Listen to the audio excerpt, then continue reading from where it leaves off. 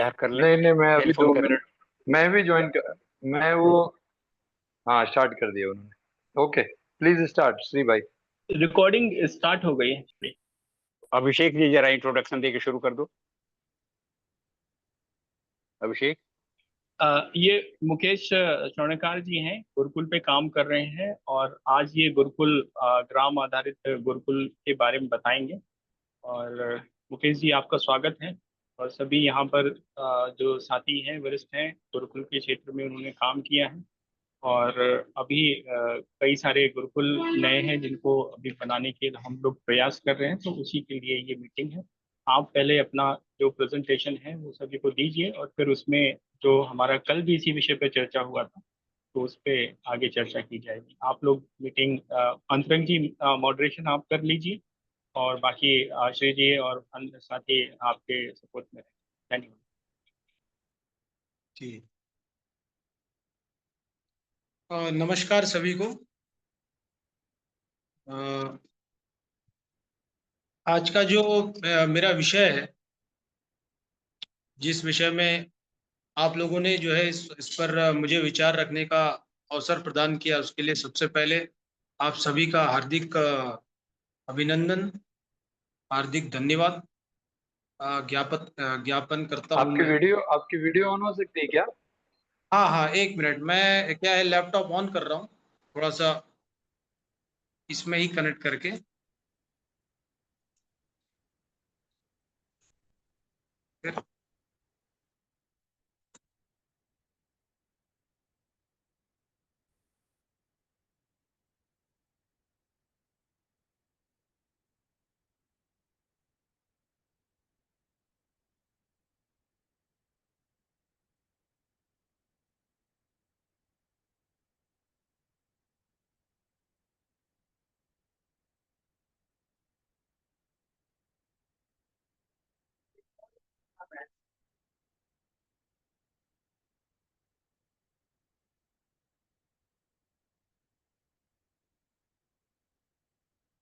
जी।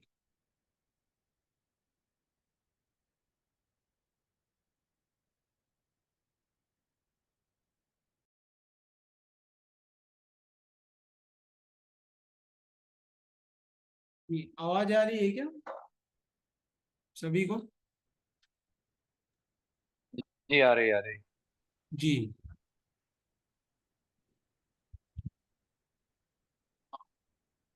नमस्कार सभी को। अ, आज का जो विषय है, पहले मैं अपना परिचय देना चाहूँगा कि मैं बेसिकली एक मैकेनिकल इंजीनियर हूँ और अभी रक्षा मंत्रालय में मैं एज ए इंजीनियर साइंटिस्ट में काम कर रहा हूँ। 10 साल से मैं इस डिपार्टमेंट ऑफ डिफेंस प्रोडक्शन में काम कर रहा हूँ। और इसके साथ ही साथ मैं जो है वेदों पर अनुसंधान कर रहा हूँ। वेदों के मुख्यतः आयुर्वेद और ऐत्रेय ब्राह्मण जो ग्रंथ है सृष्टि विज्ञान का, उस पर मैं अ, चिंतन कर रहा हूँ, अध्ययन कर रहा हूँ और उसको जानने का प्रयास कर रहा हूँ। तो जब ये सारा जो प्रक्रिया है जानने का, समझने का, ये करते करते मुझे एक बात ये समझ में आई कि जब तक जो है भारत अपने पूर्वजों को नहीं जानेंगे हम, कि हमारे पूर्वज कौन थे, हमारे पूर्वजों की क्षमता क्या थी, शक्तियां क्या थी, हमारे पूर्वज क्या क्या कर सकते थे, उनकी क्षमताएं, उनका ज्ञान, ये सारी चीजों पर हम जब तक चिंतन मनन नहीं करेंगे, तब तक जो है हम भारत को जो है उस स्थिति स्थिति तक नहीं ले जा पाएंगे। तो इसके लिए जो है मैंने अनुसंधान किया, कुछ स्टडीज की है जो मैं आप लोगों के सामने रखना चाहता हूँ। तो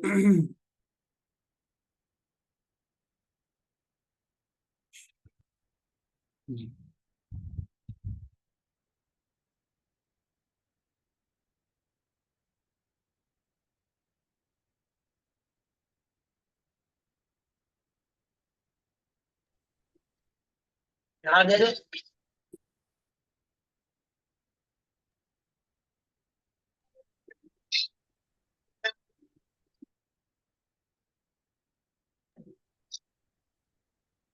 ये स्क्रीन दिख रहा है क्या अभी? माननीय जीवन चंद उप्रेती जी, स्क्रीन जी शेयर हो? जी, दिख रहा दिख रहा। जी जी जी हाँ, हो गया हो गया। जी।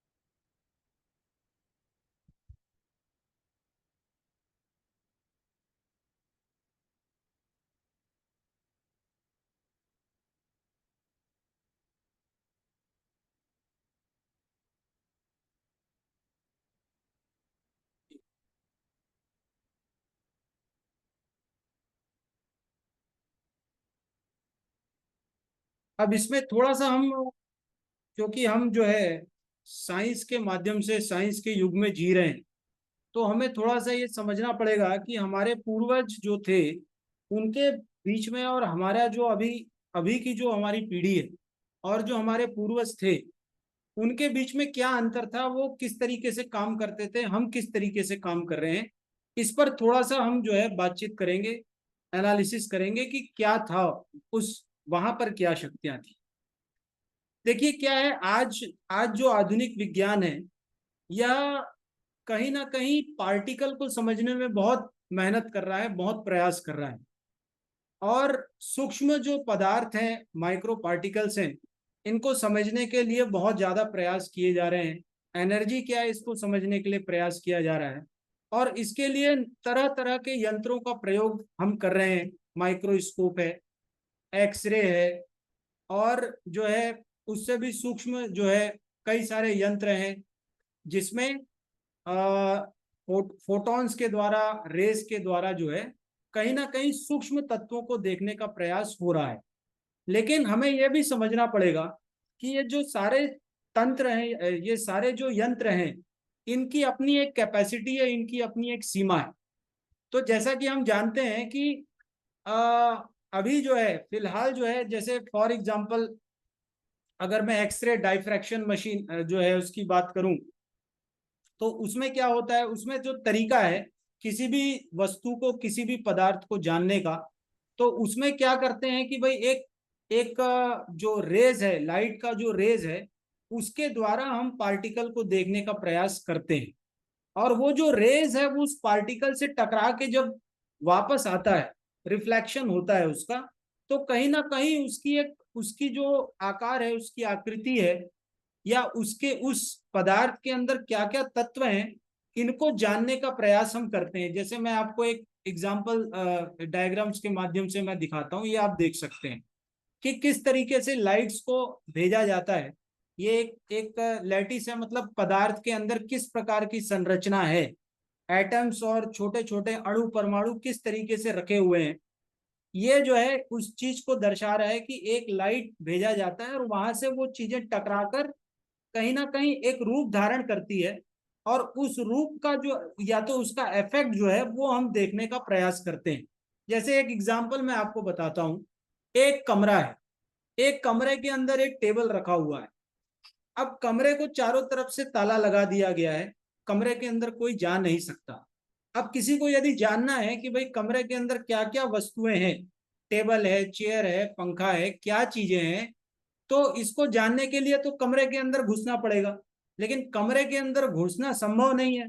तो क्या किया जाएगा, कहीं ना कहीं कोई वेंटिलेटर या कोई ऐसा कमरे में छेद है जहां से हम प्रकाश जो है, लाइट, प्रकाश को भेजने का, लाइट को वहां से अंदर जो है लाइट रेस को हम वहां पर इंट्रोड्यूस करें, उसको भेजें, और वो जो लाइट रेज है वो प्रोडक्ट से टकराए, उस वस्तु से टकराकर जब वापस आए, तो हम एक अनुमान लगाते हैं कि इस कमरे के अंदर ये जो है पलंग होगा, सोफा होगा, चेयर होगा, जो भी पदार्थ होगा, उसको हम अनुमान लगाने का प्रयास करते हैं।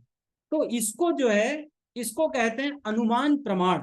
मतलब आपने यथार्थ में उस पदार्थ को नहीं देखा, लेकिन उस पदार्थ से ये आपने एक लाइट रेस भेजी और वो उस पदार्थ से वो टकराकर वापस आई, तो उस पदार्थ के जो रूप रंग आदि हैं उनको आप देखने का प्रयास कर रहे हैं।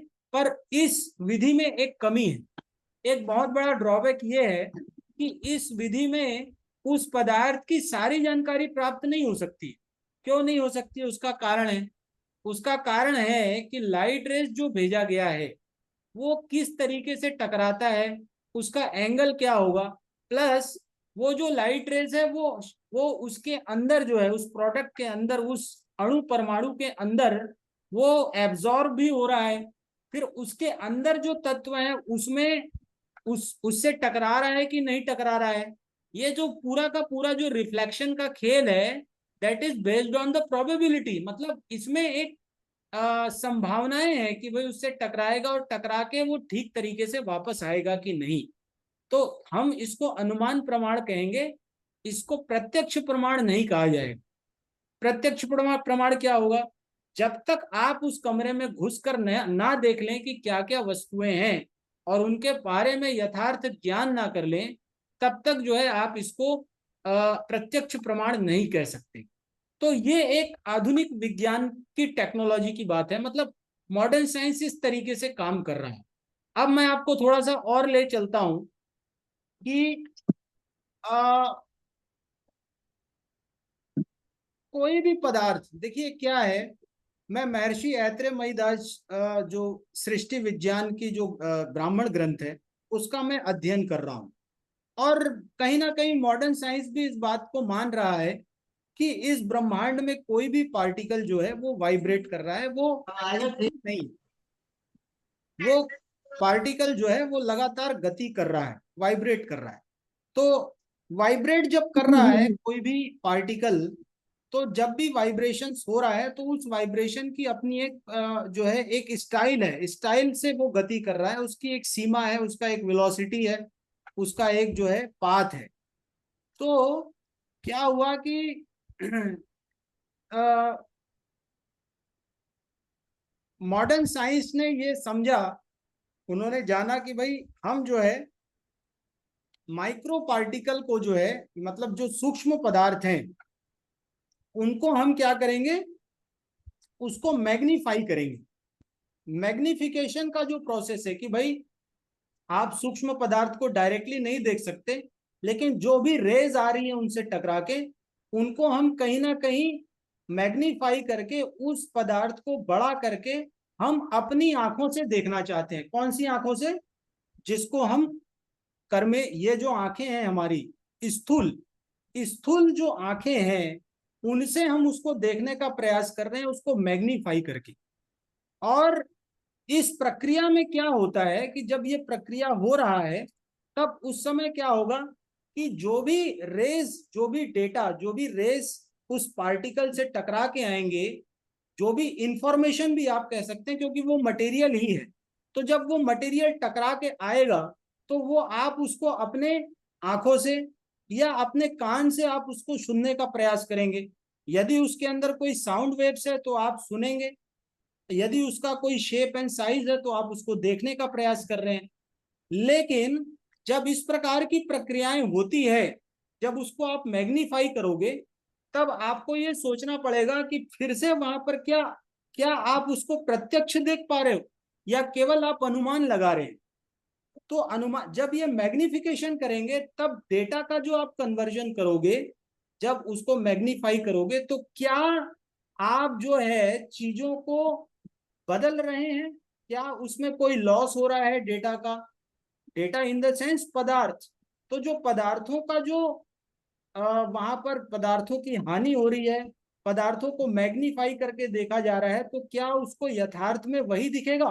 प्लस जो मैंने आपको बताया कि जब रिफ्लेक्शन होता है, जब प्रकाश टकराता है, तब वहां पर कई सारी संभावनाएं होती है, टकराएगा नहीं टकराएगा, अंदर में जो पदार्थ हैं, इलेक्ट्रॉन, प्रोटॉन, न्यूट्रॉन, उससे भी जो सूक्ष्म पार्टिकल हैं उनसे भी टकराएगा कि नहीं, इसकी भी कोई गारंटी नहीं है।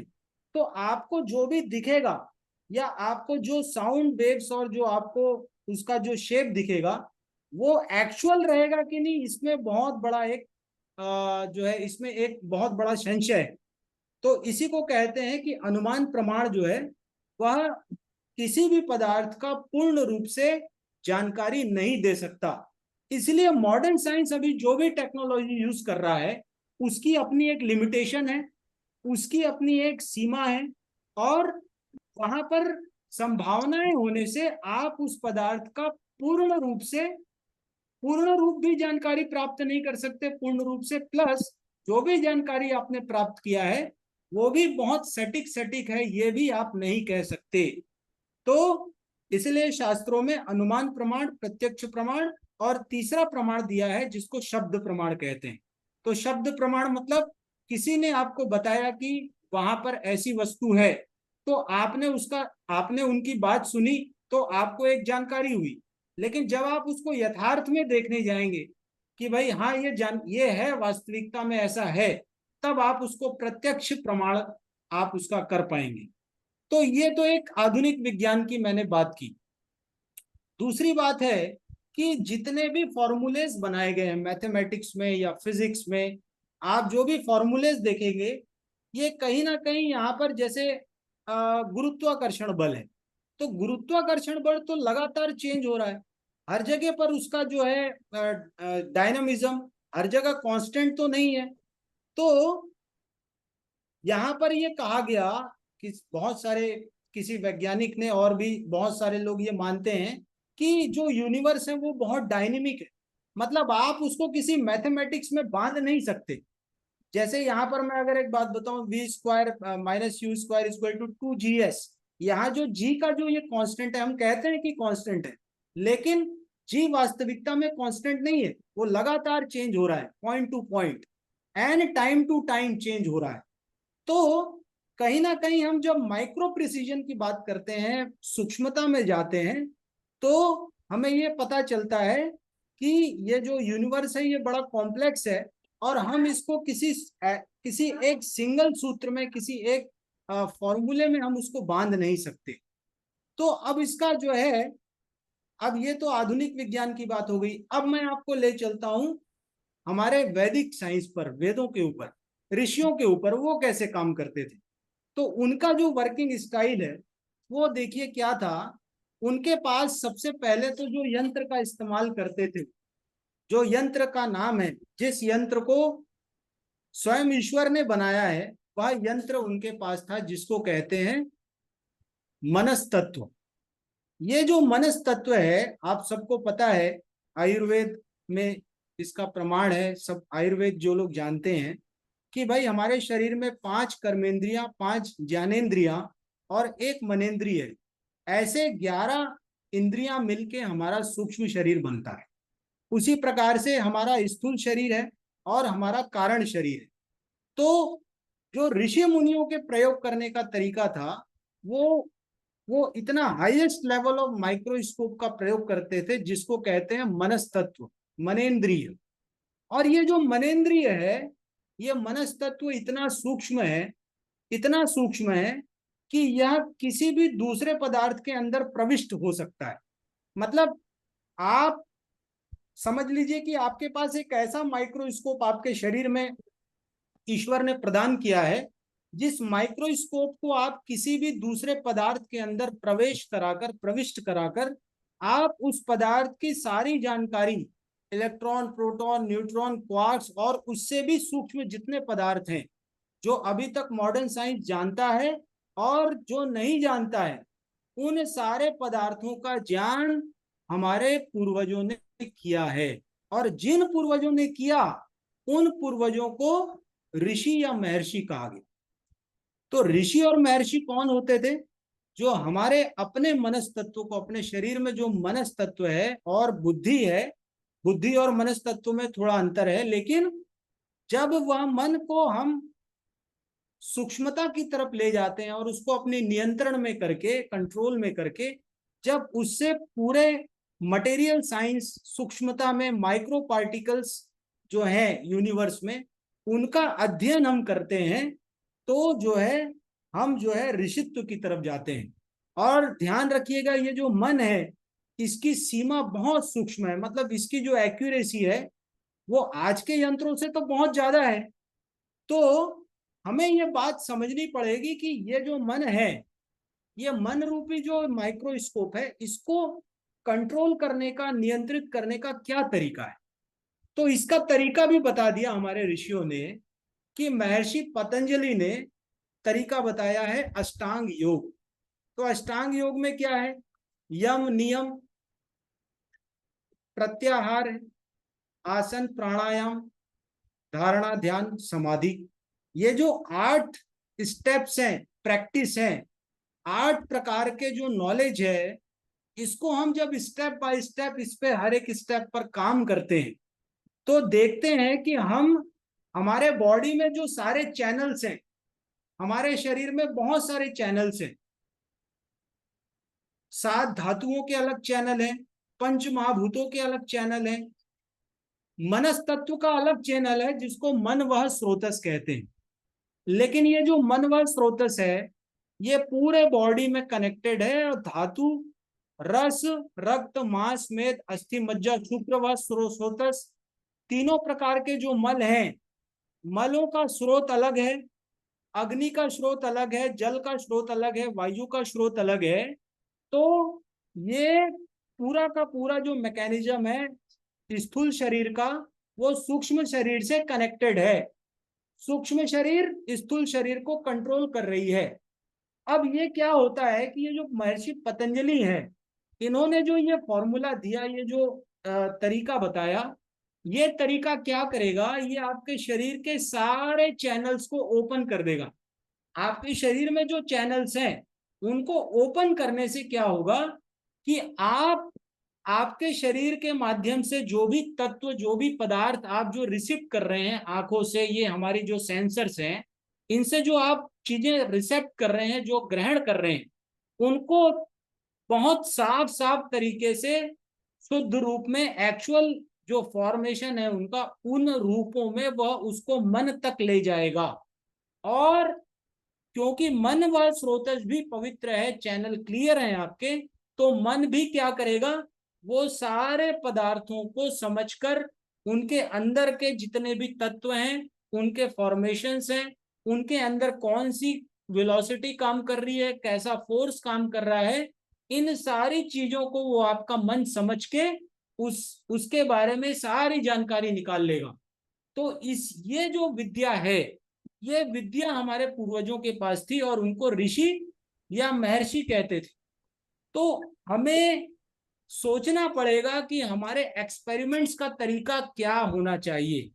क्या हम केवल इन मशीनों तक सीमित रहें या हमारे पास एक बहुत हायर डायमेंशन का जो यंत्र है मन, हम उसका प्रयोग करें?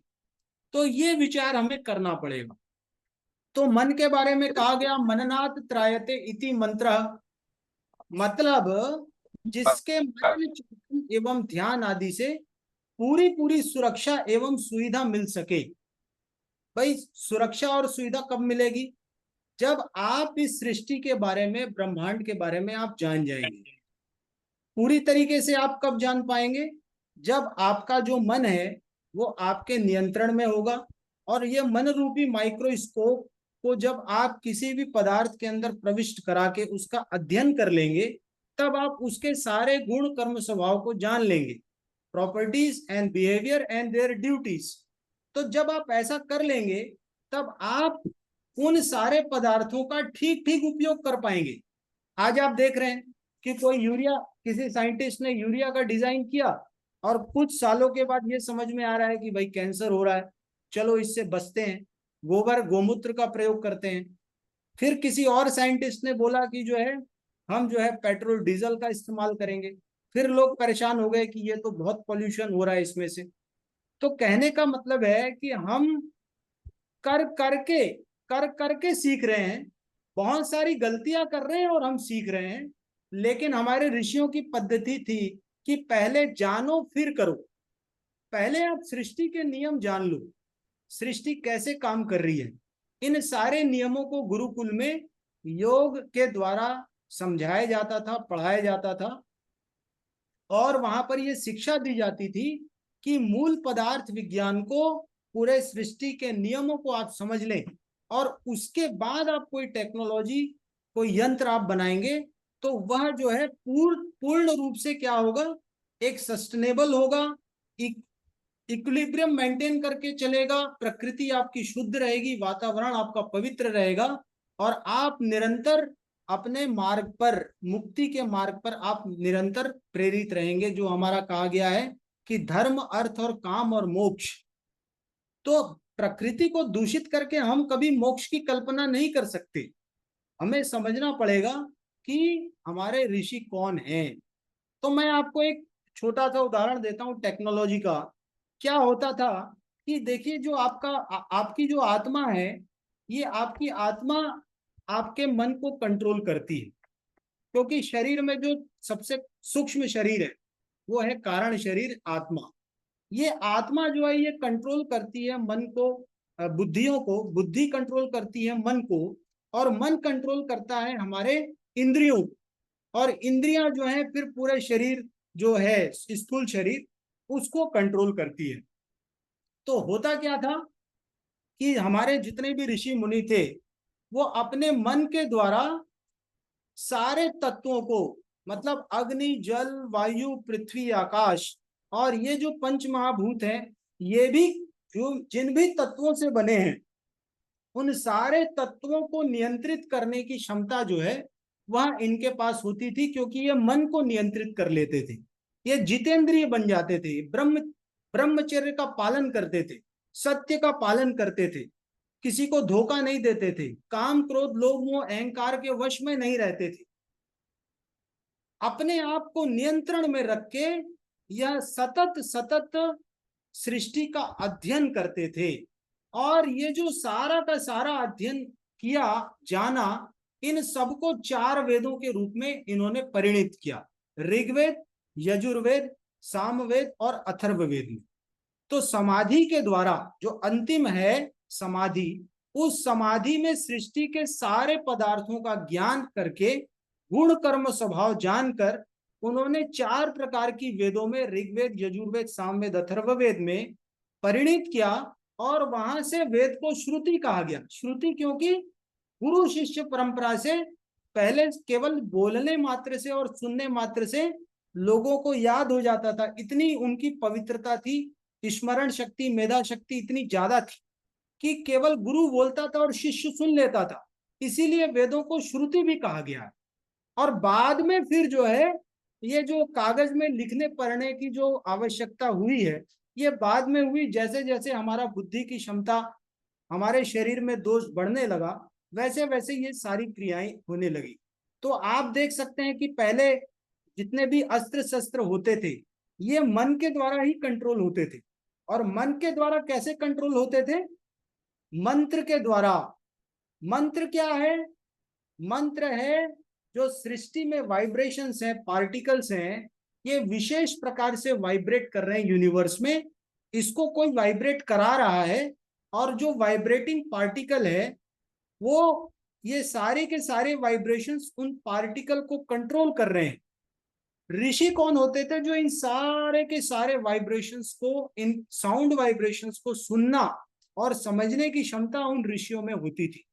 इसीलिए कहा गया है, इसीलिए हम कहते हैं, पढ़ते हैं, महर्षि ऐत्रेय महीदास जी का जब मैं ब्राह्मण ग्रंथ जब मैं पढ़ रहा हूं, तो उसमें एक चीजें समझ में आ रही है कि जो संस्कृत है, वो संस्कृत जो है वो प्रोग्रामिंग लैंग्वेज, और ये एक भाषा है, संस्कृत प्रोग्रामिंग लैंग्वेज है। और ये जिस भी उस भाषा का जो एल्गोरिथम है, जिस तरीके से प्रोग्रामिंग किया गया है, वो है वेद मंत्र। तो जितने भी हमारे वेद मंत्र हैं वो सारे के सारे प्रोग्रामिंग लैंग्वेज। अगर हम इन प्रोग्रामिंग लैंग्वेज को पढ़ना और इनको समझ गए, हम समझना सीख गए और ये प्रोग्रामिंग करना हमें आ गया, तो हम भी ऋषियों के जैसे तुल्य हो जाएंगे। लेकिन उन ऋषियों के जैसा बनने के लिए हमें अष्टांग योग का पालन करना पड़ेगा। तो ये तरीका होता था। जैसे फॉर एग्जाम्पल आयुर्वेद में कई लाख जड़ी बूटियों का वर्णन है कि उसका वीर्य क्या है, उसमें रस कौन से हैं, उनसे पंच महाभूतों का संगठन क्या है, उसमें जो है किस प्रकार के उसके विपाक हैं, पचने के बाद वो कौन सा रस बनेगा। इस प्रकार की सारी जानकारी जड़ी बूटियों की हमारे ऋषियों को कहां से आई? वो आई केवल और केवल योग साधना से। वहां कोई माइक्रोस्कोप का प्रयोग नहीं किया गया, क्योंकि मन से बड़ा कोई माइक्रोस्कोप नहीं बन सकता है। तो ऋषियों ने इस माध्यम से जो है उन्होंने इतना बड़ा आविष्कार करके पूरे ब्रह्मांड की जानकारी हमारे पास उपलब्ध है वेदों में। केवल आवश्यकता है हमें उनका अभ्यास करने की, उनको समझने की और उनको एक साइंटिफिक तरीके से उनको लोगों के बीच लाने की, उनको समझाने की, क्योंकि उनकी भाषा वो है संस्कृत। हमें अभी संस्कृत पूरी तरीके से बहुत लोगों को आता नहीं है। साइंस की भाषा आती है, लोकल लैंग्वेज आता है, तो हमें यूनिवर्स की भाषा को सीखना है, यूनिवर्स की भाषा को समझना है, और वो भाषा है संस्कृत। और बहुत बड़े विद्वान हुए संस्कृत के, उनका नाम मैं बताना चाहूंगा, महर्षि पाणिनि, जिन्होंने लिखा अष्टाध्याय। ये पाणिनि में पूरा का पूरा यूनिवर्स का साइंस, यूनिवर्सल वाइब्रेशंस का पूरा साइंस छिपा हुआ है। तो आइए मैं आप सभी को आह्वान करता हूं कि हम सब मिलकर अपने पूर्वजों के, अपने ऋषियों के जो उनके उनके जो ऋण है हमारे ऊपर, उन ऋण को उस ऋण को चुकाने के लिए हम पुरुषार्थ करें, अपने वेदों को, अपने शास्त्रों को साइंटिफिक तरीके से समझें, उनके अंदर क्या फिजिक्स काम कर रहा है इसको समझें, और अपने मन को पवित्र करके, अपनी शरीर को पवित्र करके, आयुर्वेद का पालन करके, आयुर्वेद के नियमों का पालन करके, योग साधना करते हुए जब हम इस मार्ग पे आगे बढ़ेंगे तो हम भी उस ऋषित्व चेतना को प्राप्त कर लेंगे। तो एक देखिए, एक छोटा सा मैं एग्जांपल देता हूं आपको कि एक चींटी जो है एक हाथी के अंदर प्रवेश करके, उस हाथी के नाक में और उसके अंदर में कई सारे यंत्रों पर प्रवेश करके उस हाथी के जो है उस हाथी को इतना कष्ट पहुंचा सकती है, और उसके अंदर प्रवेश करके उस हाथी के अंदर जो जो ऑर्गन्स है, जो जो उसके अंदर जो है क्रियाएं चल रही है, उनको भी देख सकती है। लेकिन एक हाथी चींटी के अंदर प्रवेश नहीं कर सकता। कहने का तात्पर्य यह है कि जितना सूक्ष्म मन होगा आपका, जितना सूक्ष्म पदार्थ होगा, वह उतने स्थूल पदार्थ के अंदर प्रविष्ट करा के उस स्थूल पदार्थ की संरचना को जाना जा सकता है। इसीलिए हमारे मन को सात्विक बनाना, सात्विक मतलब सूक्ष्म, माइक्रो लेवल पे उसको कन्वर्ट करने के लिए ये जो योग का पालन है, आयुर्वेद का पालन है, सात्विक आहार विहार, मतलब ऐसे आहार विहार जो हमारे मन को, हमारे शरीर को सूक्ष्मता की ओर ले जाते हैं, ताकि हम अपने मन पर पूर्ण नियंत्रण और कंट्रोल कर सकें और सूक्ष्म से सूक्ष्म पदार्थों का अध्ययन कर सकें। तो ये जो है बहुत बड़ा विषय, बहुत गहरा विषय और बहुत व्यापक विषय है। तो मैंने आपके सामने एक छोटी सी एक अपना जो है विचार रखा। इसमें बहुत कुछ और भी जो है आगे हम चर्चा करेंगे, एक एक विषय के ऊपर बातचीत करेंगे, लेकिन मैंने आपको एक बताया कि यदि हमें भारत को, हमें अपने समाज को, अगर हमें उन्नति की ओर ले जाना है, सुख शांति और आनंद की ओर ले जाना है, तो हमें फिर से अपनी वेदों की तरफ, अपने ऋषियों की तरफ, योग की तरफ, गौ माता की तरफ हमें अपने आप को टिल्ट करना पड़ेगा। हमारा डायरेक्शन, हमारी दिशा और हमारी सोच हमें अपने वेदों की तरफ, शास्त्रों की ओर बनानी पड़ेगी, और एक स्टैंडर्ड ऑपरेटिंग प्रोसीजर बना के मेरा तो एक विचार है कि हम ऐसा गुरुकुल का निर्माण करें जो वैदिक साइंस गुरुकुल हो, जहां पर साइंटिफिक तरीके से वेदों का अध्ययन हो, और हम ये सारे विषय जो हमने समझे हैं, और भी जो विद्वान हैं वो लोग मिलके हम उस विषय को समझें और उस पर प्रैक्टिकली हम काम करें, तो हम इसमें बहुत कुछ आगे प्राप्त कर सकते हैं। और निश्चित रूप से अच्छे घरों के जो बालक हैं, आज एक समस्या है कि साइंस का स्टूडेंट इन सब चीजों को क्यों मानेगा? भाई मानेगा क्योंकि साइंस सब कुछ नहीं जानता है। जहां से ये शुरू होता है वहां से तो ये विद्याएं, जहां से वो खत्म होता है वहां से विद्याएं शुरू होती है। एक एग्जाम्पल बताना चाहूंगा, आयुर्वेद में आप देख लीजिए, मॉडर्न साइंस में केवल शरीर को, स्थूल शरीर तक जाना गया है, वो भी पूरा नहीं जाना गया है। लेकिन आयुर्वेद में शरीर में ये कहा गया है कि आपका आरएनए, डीएनए, सेल्स, ये सारी चीजें भी 5 तत्वों से बनी है, अग्नि, जल, वायु, पृथ्वी, आकाश। उसी प्रकार से इस जो सूक्ष्म शरीर है, मन और इंद्रियां, उसके बारे में भी मॉडर्न साइंस कुछ नहीं जानता है। तीसरा लेवल आत्मा का है, कारण शरीर, उसके बारे में भी मॉडर्न साइंस नहीं जानता, परंतु आयुर्वेद इसके बारे में बहुत गहन तरीके से बताता है और समझाता है। तो क्या आप कल्पना कर सकते हैं कि जब शरीर को ही पूरी तरीके से नहीं जाना, तो क्या वह साइंस आपको चिकित्सा दे सकता है? क्या उसे चिकित्सा मानेंगे? इसलिए आयुर्वेद में कहा गया, सम दोषा समाग्निश सम धातु मल क्रिया प्रसन्नात्मनेन्द्रिय मन स्वस्थ इत्यभिधीयते। ये जो पूरा का पूरा जो श्लोक है, सम दोष सम धातु सम मल सम अग्नि और प्रसन्न मन और प्रसन्न चित्त आत्मा मन इंद्रियां, ये जब प्रसन्न रहेंगी, आपके शरीर में दोष बैलेंस में रहेंगे, मल बैलेंस में रहेगा और धातु बैलेंस में रहेंगे, तभी आप स्वस्थ माने जाएंगे। अब इसके हिसाब से तो मॉडर्न साइंस की परिभाषा जो है ही नहीं कहीं पर। तो मैंने आपके सामने एक छोटा सा विषय रखा है, एक व्यापक सोच के साथ।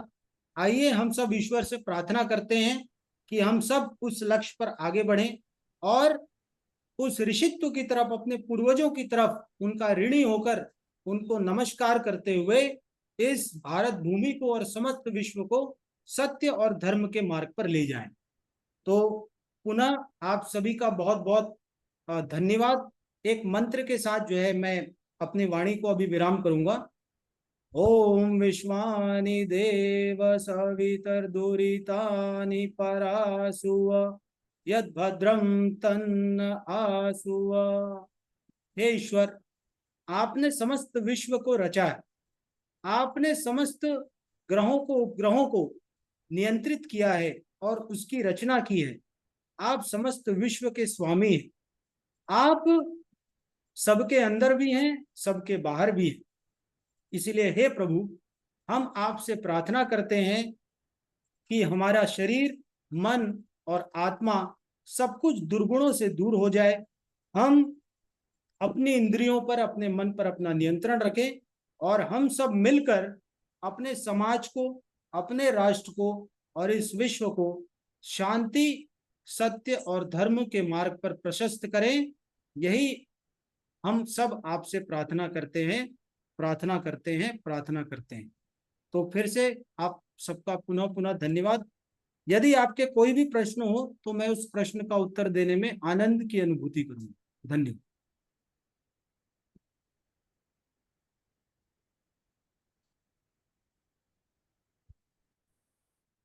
जी, आवाज आ रही है?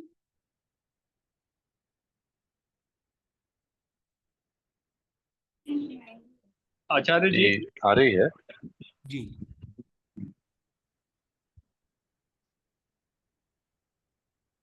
सर्वोत्तम प्रस्तुति हमारे मुकेश भाई जी। ये आप इसको हटाएंगे क्या, स्क्रीन को? हाँ, इसको मैं स्टॉप शेयरिंग।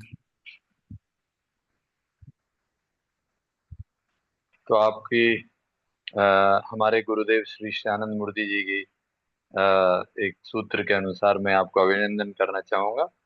स्थूल सूक्ष्म कारणेषु चर्मोपयोग प्रकृत विचार स्मृति मंडन से। तो आपने मंडेन, सुप्रामंडेन और स्पिरिचुअल पोटेंशियलिटी को आज इतना बढ़िया से उसका समन्वय किया है, अद्भुत।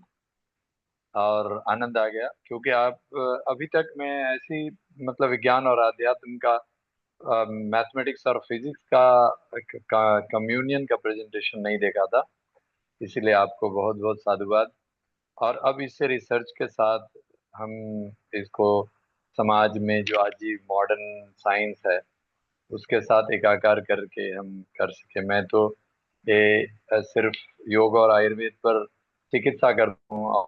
और जो हमारी जो पंचकोश है, जो जो हमारी प्राणमय कोश पर भी आज हमारा मानव समाज अभी तक इंद्रणाम मनुनाथ मनुनाथस्तु मारुत।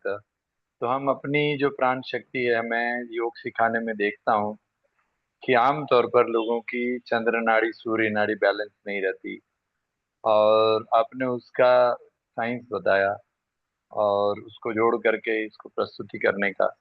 अब हम इससे थोड़ा सा यह समझना चाहते हैं कि आपका जो यह जो परिकल्पना है, जो मॉडर्न एजुकेशन है आज, क्योंकि आपने तो बहुत हाई लेवल पे प्रेजेंटेशन दिया, तो इसको हम लोग जो अभी जो आपने शायद न्यू एजुकेशन पॉलिसी को देखा होगा, और जो जिसमें पंचकोशा बेस्ड एजुकेशन पर बात हो रही है, तो हम अभी जो मॉडर्न एजुकेशन है उसके अंदर आप जो विचार प्रस्तुत कर रहे हैं, जिसको गुरुकुल पद्धति को हम लोग वापस लाने की, उसे कैसे इसमें समन्वय करके हम इन लोगों को प्रस्तुत कर सकते हैं, और ज्यादा से ज्यादा लोग, खास करके जो शिक्षक वर्ग हैं और फिर उसके बाद अभिभावक वर्ग हैं। एक आपको आश्चर्य की बात बताता हूँ कि संवित गुरुकुलम में जो साध्वी रितंबरा दीदी माँ का जो गुरुकुल बनाने की कोशिश हुई वहां पर मॉडर्न एजुकेशन के साथ वृंदावन में, वहां पर संस्कृत पढ़ने के लिए अभिभावकों ने बहिष्कार कर दिया 9th के 8th के बाद। बोला कि ये संस्कृत और ये वेद और ये उपनिषद तो हम लोग वृंदावन के लोग खूब सुन रहे हैं, लेकिन व्यवहारिक तो हमें कुछ हो नहीं रहा। वृंदावन के गुरुकुलों में आज जो लोग भी वहां से पढ़ कर निकल रहे हैं, वह भी व्यवहारिक जगत में वो पंडित के रूप में काम कर ले पा रहे हैं, उससे ज्यादा कुछ नहीं कर पा रहे हैं। फिर उन्हें इसी मॉडर्न एजुकेशन में अगर कोई कुछ कर पाते हैं तो उनको फिर सफलता मिल पाती है, नहीं तो वो लोग वही पंडित की तरह वेद उपनिषद को पढ़ाने वाले लोग रह जाते हैं। तो आपका ही मैं समझना चाह रहा हूँ प्रभु, कि किस प्रकार हम लोग ये आपके इस समन्वय का जो प्रति है विज्ञान अध्यात्म का, इसको कैसे हम लोग मॉडर्न एजुकेशन में अ, कर पाएंगे।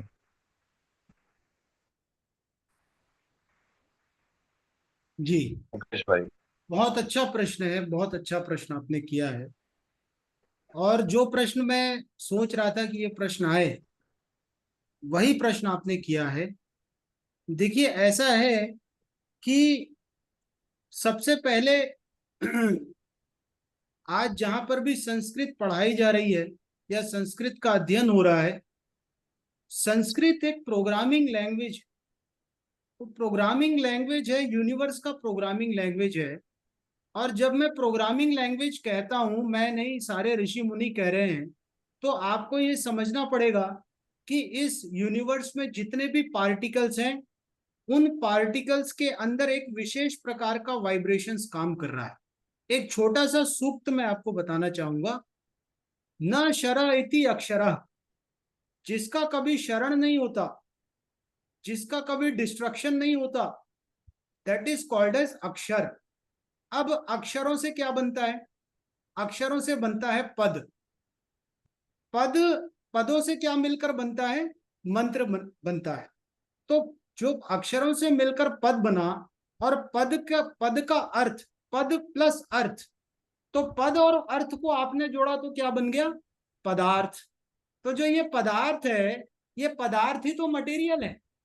तो कहने का तात्पर्य क्या है कि अक्षर जो है वो ऐसे मटेरियल हैं जो कभी डिस्ट्रॉय नहीं होते, और इन अक्षरों से मिलके जो पद बना, उन पदों का अर्थ जो है वही मटेरियल है, और उन कई सारे मटेरियलों से मिलके जो मंत्र बना, वो भी एक मटेरियल है। तो मंत्र क्या हो गया? मंत्र क्या है कि it is a combination of different अक्षरास, they are working in various style, they are having some velocity, some force, some direction, some kind of shapes। तो हमने क्या कहा कि जितने भी सूक्ष्म पार्टिकल है, that is force of attraction जो है वो सतो गुण है, जो वेलोसिटी है वो रजोगुण है, और जो शेप है वो तमोगुण है।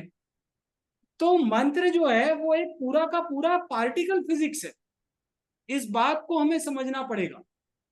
यदि हम उसको केवल व्यवहारिक भाषा के तौर पे लेंगे तो उसमें से कुछ भी साइंस हमको समझ में नहीं आएगा।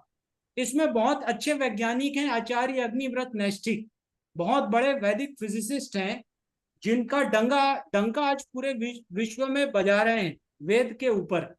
और उन्होंने विश्व के वैज्ञानिकों से 15 सवाल पूछे, एक भी सवाल का आंसर कोई भी एस्ट्रोफिजिसिस्ट या फिजिक्स वाला नहीं दे पाया। तो ये जो महर्षि ऐत्रेय है ना, इन्होंने एस्ट्रल ट्रैवल किया था समाधि में।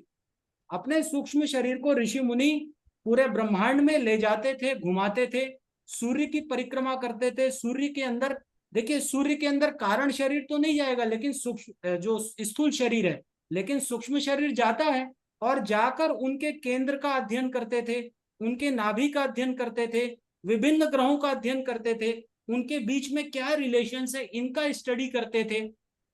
तो जब तक संस्कृत को प्रोग्रामिंग लैंग्वेज, मटेरियल फिजिक्स, आप ये समझेंगे कि पद से पदार्थ बना और पदार्थ से मिलकर मंत्र बना, और ये मंत्र पूरा का पूरा एक मटेरियल है जो एक क्योंकि अक्षरों में आप देखेंगे कि विभिन्न प्रकार के धातु होते हैं, प्रत्यय होते हैं, ये कैसे जुड़ते हैं, किस वेलोसिटी से, किस वाइब्रेशंस के साथ आप बोल रहे हैं। तो it is very deep and deep vibrational physics, metaphysics, astrophysics, universe का पूरा फिजिक्स छिपा हुआ है हमारे वेद मंत्रों में। लेकिन उनको समझने के लिए आपको अपनी पवित्र बुद्धि और आपको ऋषियों की तरफ, ऋषियों के अनुसार अपना जीवन जीना पड़ेगा। आपको गाय को अपनी माता समझकर, आपको सभी प्राणियों के ऊपर आदर सत्कार बेटा कर आपको ये काम करना ये क्या पड़ेगा। शत्रु जी है कोई और है? तो ये कारण है, अरे ये रवि ये है। कारण है कि अरे जो है रवि, हम रवि तुरंत बताओ। वैदिक साइंस का डेवलपमेंट नहीं कर पा रहे। रवि रावत है। तो हमें अच्छा, अपने पकड़ लो। ऋषि, महर्षि वही चरक, पकड़ लो, पकड़ लो। महर्षि सुश्रुत, महर्षि कणाद, महर्षि जैमिनी, महर्षि याज्ञवल्क, इनको पढ़ना पड़ेगा, इनके ग्रंथों को पढ़ना पड़ेगा। और जब साइंटिस्ट मिलकर ऐसा काम करेंगे तब जो है जाकर आविष्कार होगा, दिव्यास्त्रों का निर्माण होगा। अब केवल दिव्यास्त्र नहीं, आपके मनुष्य की और मन की क्षमता इतनी बढ़ जाएगी कि आपको अगर किसी ने बुलेट से भी मारा तो आप बुलेट को भी रोक सकते हैं, क्योंकि आपकी मन की गति कई गुना ज्यादा तीव्र है। तो ये विज्ञान हमारे पास, तो हम इसका प्रयोग करें मिलके। और हम अगर केवल अगर पढ़ने का प्रयास करेंगे, संस्कृत है पढ़ लेते हैं, उसका केवल अर्थ समझ लेते हैं, तो इससे जो है काम नहीं बनने वाला। इसलिए हमें वैदिक साइंटिफिक गुरुकुल का निर्माण करना पड़ेगा। केवल गुरुकुल नहीं, वैदिक साइंटिफिक गुरुकुल। तो इसकी योजना हम बनाएं आगे चल के, ये मेरा कहना है, सभी से निवेदन जी। बहुत सही। अब मैं अन्य हमारे साथी श्री भाई, मैं कुछ बोलूं? एक मिनट, एक एक करके आनंद करते योगी हैं। जी। संपूर्ण आनंद जी, एक मिनट, जो श्री भाई को जरा हम सुन लेते हैं, तो एक सीक्वेंस में हम लोग बात करेंगे। श्री भाई जरा आप अपनी अपनी सत्य बातें प्रकाश, रखें और कोई प्रश्न, ठीक है? मुझे लग रहा है सत्य प्रकाश भाई कुछ बोलना चाह रहे हैं। सत्य प्रकाश भाई के पहले आप थोड़ा सा एक बार आप बता दें, सत्य प्रकाश भाई, फिर उसके बाद बोलेंगे। वैसे मुकेश जी ने बड़े बढ़िया से एक्सप्लेन कर दिया है, लेकिन हम लोगों को थोड़ा ये सोचना है, जैसे आचार्य अभी आप पूछ रहे थे,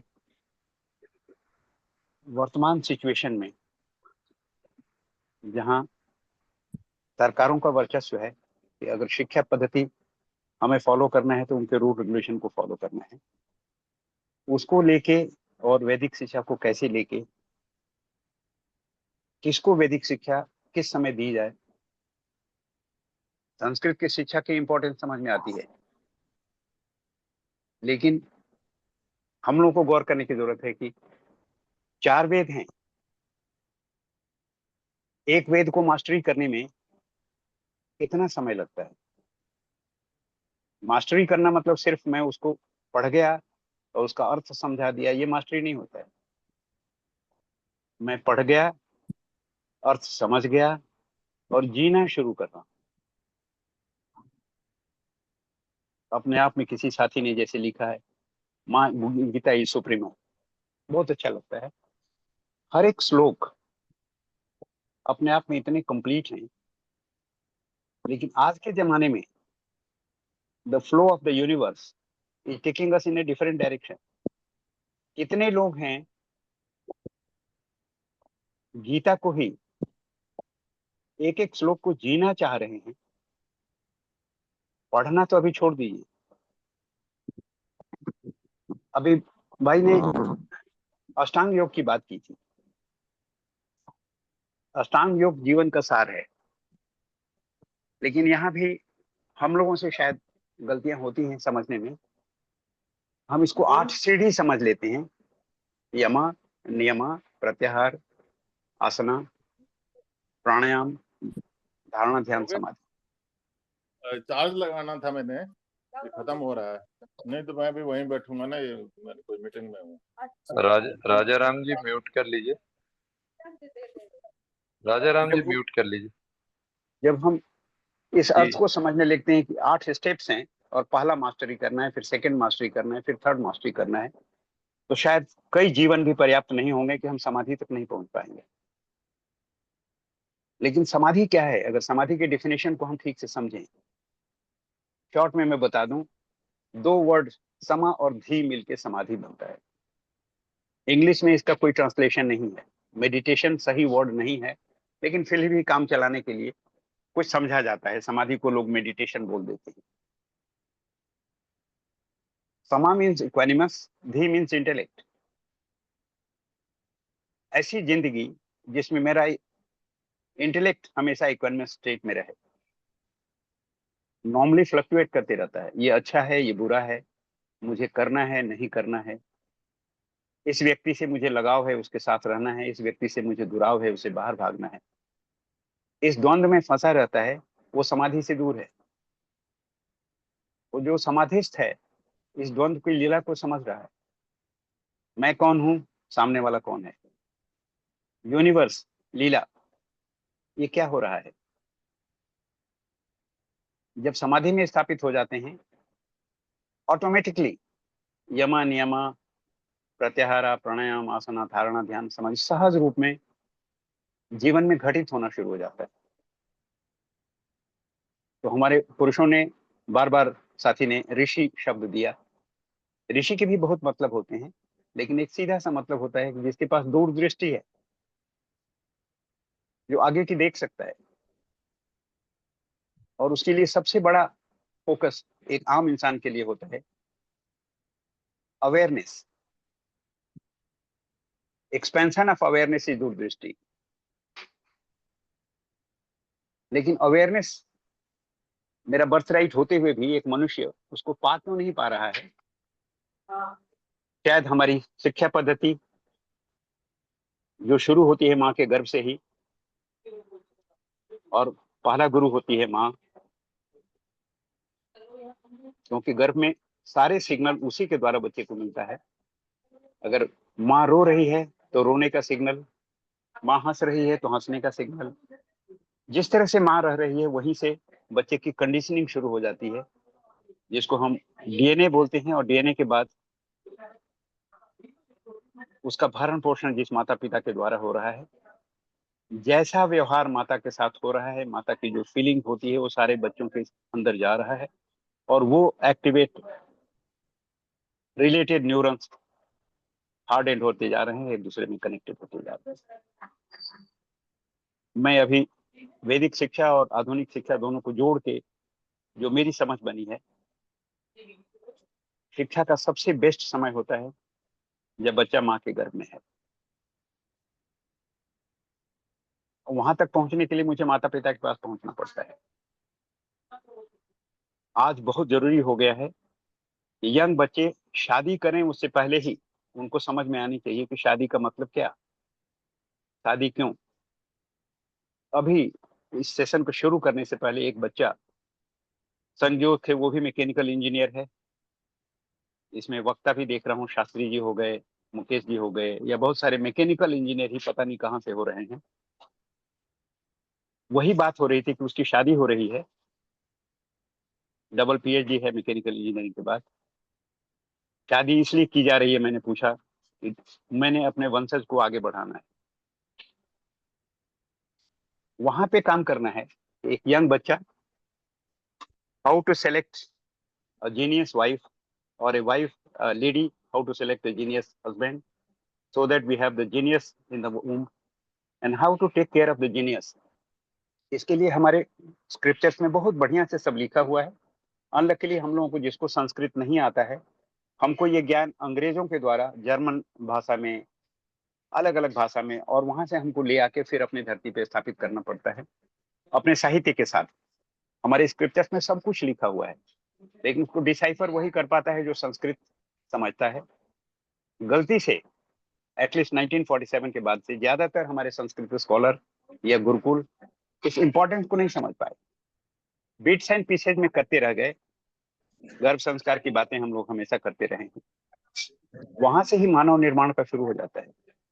कल भी मैंने बात किया था कि अगर बच्चा 8 साल का हो जाता है तो उसकी 80% क्षमता हार्डेंड हो गई, अब ओपनिंग से 20% रह गई है। उस 20% में उसके बोर्ड के एग्जाम के लिए हम प्रिपेयर करना चाहते हैं कि 100% नंबर लाए या एक्सेलेंट करे स्टडी में। 100% भी इनपुट डालूंगा तो 20% ही रिजल्ट की उम्मीद है, 80% तो वो पूर्ण मानव की तरफ से हार्डेंड हो गया। तो हम लोगों को बहुत गहराई में सोचना पड़ेगा कि कौन सी शिक्षा कहाँ और कब ऐसी शुरू हो जाए। कल भी मैंने इशारा किया था कि बहुत सारे महापुरुषों ने मिलकर डिजाइन किया है कि गर्भ में हम कौन सी शिक्षा दे सकते हैं, कैसे दे सकते हैं। बच्चा जब 2 साल का है, 3 साल का है तो क्या देना है, कैसे देना है। 8 साल का, 10 साल का है तो क्या देना है, कैसे देना है। यहाँ तक से कि जो बच्चा अगले जन्म में आने की तैयारी कर रहा है, कब्र की तरफ एक पैर आगे लटका चुका है, उसकी भी शिक्षा होनी चाहिए ताकि अगला जन्म वो ऋषि परिवार में ऋषि की तरह से रह सके। अदरवाइज बार बार जन्म लेते हैं और कुछ करने और आए थे और करके और चले जाते हैं। यहाँ पर भी विवरण दूंगा, बिकॉज सब कुछ स्ट्रक्चर्ड है। बहुत सारे पुरुषों ने, महापुरुषों ने, अभी भी बहुत सारे एक्सपेरिमेंट चल रहे हैं अलग अलग डायरेक्शन में। कुछ महापुरुष 2.5 साल के बच्चों पे काम कर रहे हैं, कुछ महापुरुष 8 साल के बच्चों पे काम कर रहे हैं। हम लोगों को अगर कुछ करना है तो समझदारी के साथ, जिसको जो अच्छा लगता है वो पकड़ ले कि मैं गर्भ संस्कार पे काम करना चाहता हूँ, मैं अर्ली एजुकेशन पे काम करना चाहता हूँ, मैं एडल्ट एजुकेशन पे काम करना चाहता हूँ, मैं बड़े बूढ़ों सयानों लोगों के साथ काम करना चाहता हूँ।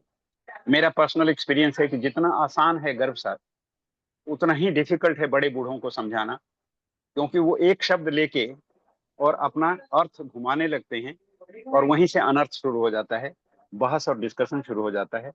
आज मैं बंद करूंगा, आगे बढ़ाइए अंतरंग जी। Thank you. जी प्रभु। सत्यप्रकाश भारत जी, आप कुछ बोल रहे थे। कृपया हमारी जो आज की प्रस्तुति है इसके पहले सॉरी, मैं माफी चाहूंगा। मुकेश भाई, जो अभी श्री भाई ने जो बातें रखा, उसमें मैं, श्री भाई ऑलरेडी गुरुकुल चला रहे हैं और वो माता के गर्भ से लेकर के बच्चे के जन्म होने के बाद तक वो ज्ञान का प्रकाश इस प्रकार देते हैं कि बच्चे आज जीवन में वेद और विज्ञान का दोनों का समन्वय करते हुए जी रहे हैं। तो इसमें आपकी व्यवहारिकता का जो आपका ज्ञान है, इसमें आप किस तरह से जोड़ने की आपके मन में विचार आता है? इसमें क्या है कि महर्षि दयानंद सरस्वती जी ने एक बहुत अच्छे परिभाषा, और कई ऋषियों ने, ऋग्वेद की परिभाषा है ये बेसिकली, उसमें कहा है कि विद्या क्या है, विद्या की परिभाषा क्या है। तो विद्या की परिभाषा है, ईश्वर से लेकर पृथ्वी पर्यंत जितने पदार्थ हैं उन सबका गुण कर्म स्वभाव जानकर फिर उनसे यथा योग्य उपकार लेना और समस्त प्राणी मात्र के लिए कल्याण की भावना रख के कार्य करना, इसी को विद्या कहते हैं। तो मैं फिर वहीं पर आना चाहूंगा कि हमको ईश्वर से लेकर पृथ्वी पर्यंत पदार्थों का गुण कर्म स्वभाव जानना पड़ेगा। अब ईश्वर से लेकर पृथ्वी पर्यंत पदार्थ क्या क्या हैं, तो ईश्वर तो सबसे सूक्ष्म है, वहां से शुरुआत होता है। वहां से फिर काल तत्व है, महत है, मन है, अहंकार है, अनेक प्रकार की छंद रश्मियां हैं, 5 प्रकार के प्राण हैं, भू भुव स्व विहरती रश्मियां हैं। और वहां से जब कई सारे पदार्थों का हम अध्ययन करते हैं, फिर उसके बाद पंच महाभूत, आकाश, वायु, अग्नि, जल, पृथ्वी, और उनसे फिर जो है अनेक अनेक प्रकार के सूर्य, चंद्रमा आदि ग्रहों का निर्माण होता है। तो विद्या है क्या? देखिए, जब आप अपने आप को, आप अपने केवल चार दीवारी को अपना घर मानेंगे तो आपकी विद्या वहीं तक सीमित है।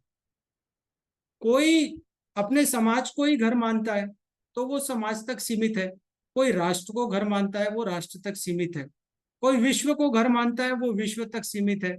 लेकिन कोई ब्रह्मांड को अपना परिवार मानता है और ब्रह्मांड के अनेक ग्रहों को और वहां के प्राणियों के बारे में भी चिंता करता है, उसके प्राणियों के बारे में जानता है, ऐसे लोगों को ही ऋषि कहते थे। और ऋषियों की चेतना ब्रह्मांड तक व्याप्त थी।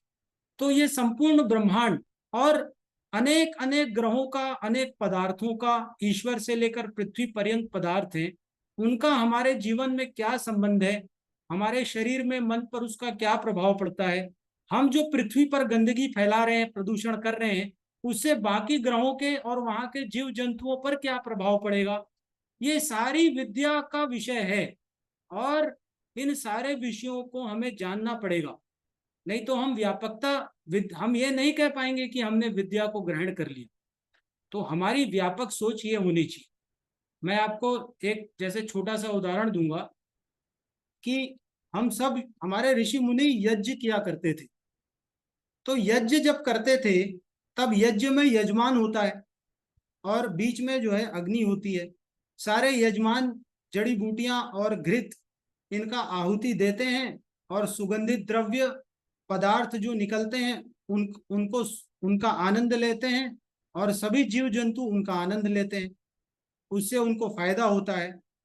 तो आप देखिए कि इस, अगर मैं सौर्य मंडल की बात करूं तो सारे जितने भी नौ ग्रह हैं वो यजमान हैं और जो सूर्य है वो अग्नि कुंड है, यज्ञ कुंड है। और सारे ग्रह उपग्रह अपनी आहुति किसमें दे रहे हैं? सूर्य में दे रहे हैं। और सूर्य से जो सुगंधित पदार्थ है अर्थात ऊर्जा है वह सब ग्रहों को प्राप्त हो रही है। तो समस्त ब्रह्मांड में यज्ञ चल रहा है। ऋषि कहते हैं कि इस पूरे ब्रह्मांड में यज्ञ चल रहा है। और यज्ञ क्या है? यज्ञ है उचित दूरी से, उचित गति से, उचित बल से, उचित पदार्थों से, उचित विद्या के द्वारा उचित कार्य करना जिससे उचित परिणाम प्राप्त हो, इसी को यज्ञ का है। तो आप ब्रह्मांड की कल्पना करिए, सौर मंडल की, कि सूर्य यज्ञ कुंड है और सारे ग्रह जो है अपनी आहुति उस यज्ञ कुंड में देते हैं। उससे निकलने वाले जो सोलर रेडिएशन से फोटॉन्स है वो उन जो है ग्रहों को गति और ऊर्जा प्रदान करते हैं और वहां से जो ग्रहों से जो निकलने वाले पदार्थ हैं वह सूर्य में जाके सूर्य को ईंधन प्रदान करते हैं। तो ये कितनी सुंदर परिकल्पना हमारे ऋषियों ने दी है कि ये समस्त ब्रह्मांड में यज्ञ हो रहा है। तो हमें विचार करना पड़ेगा। आचार्य, मैं थोड़ा लाइट कर देता हूँ। साथी ने ये बोला कि पूरे ब्रह्मांड में यज्ञ हो रहा है और एक वर्ड अपनी हाँ आहुति जी की, जी जरूरी जी। अपनी आहुति की भी बात की। तो बहुत सारे विद्वान बोलते हैं कि हम सब जो अपने को बहुत ज्ञानी समझते हैं, हम सब हवन सामग्री हैं। जब अपनी आहुति देंगे तभी उस यज्ञ में हम शरीक हो पाएंगे, नहीं तो फिर अहंकार आ जाता है, मैं तुमसे ज्यादा जानता हूँ। और ये एक सबसे बड़ी प्रॉब्लम है आज की। Thank you.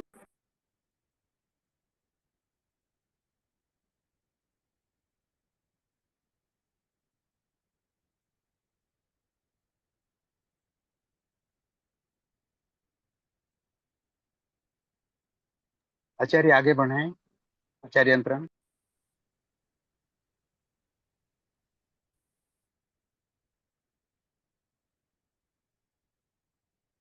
जी मेरी आवाज आ रही है? जी हाँ, बिल्कुल सुंदर से आवाज। थोड़ा नेटवर्क प्रॉब्लम है।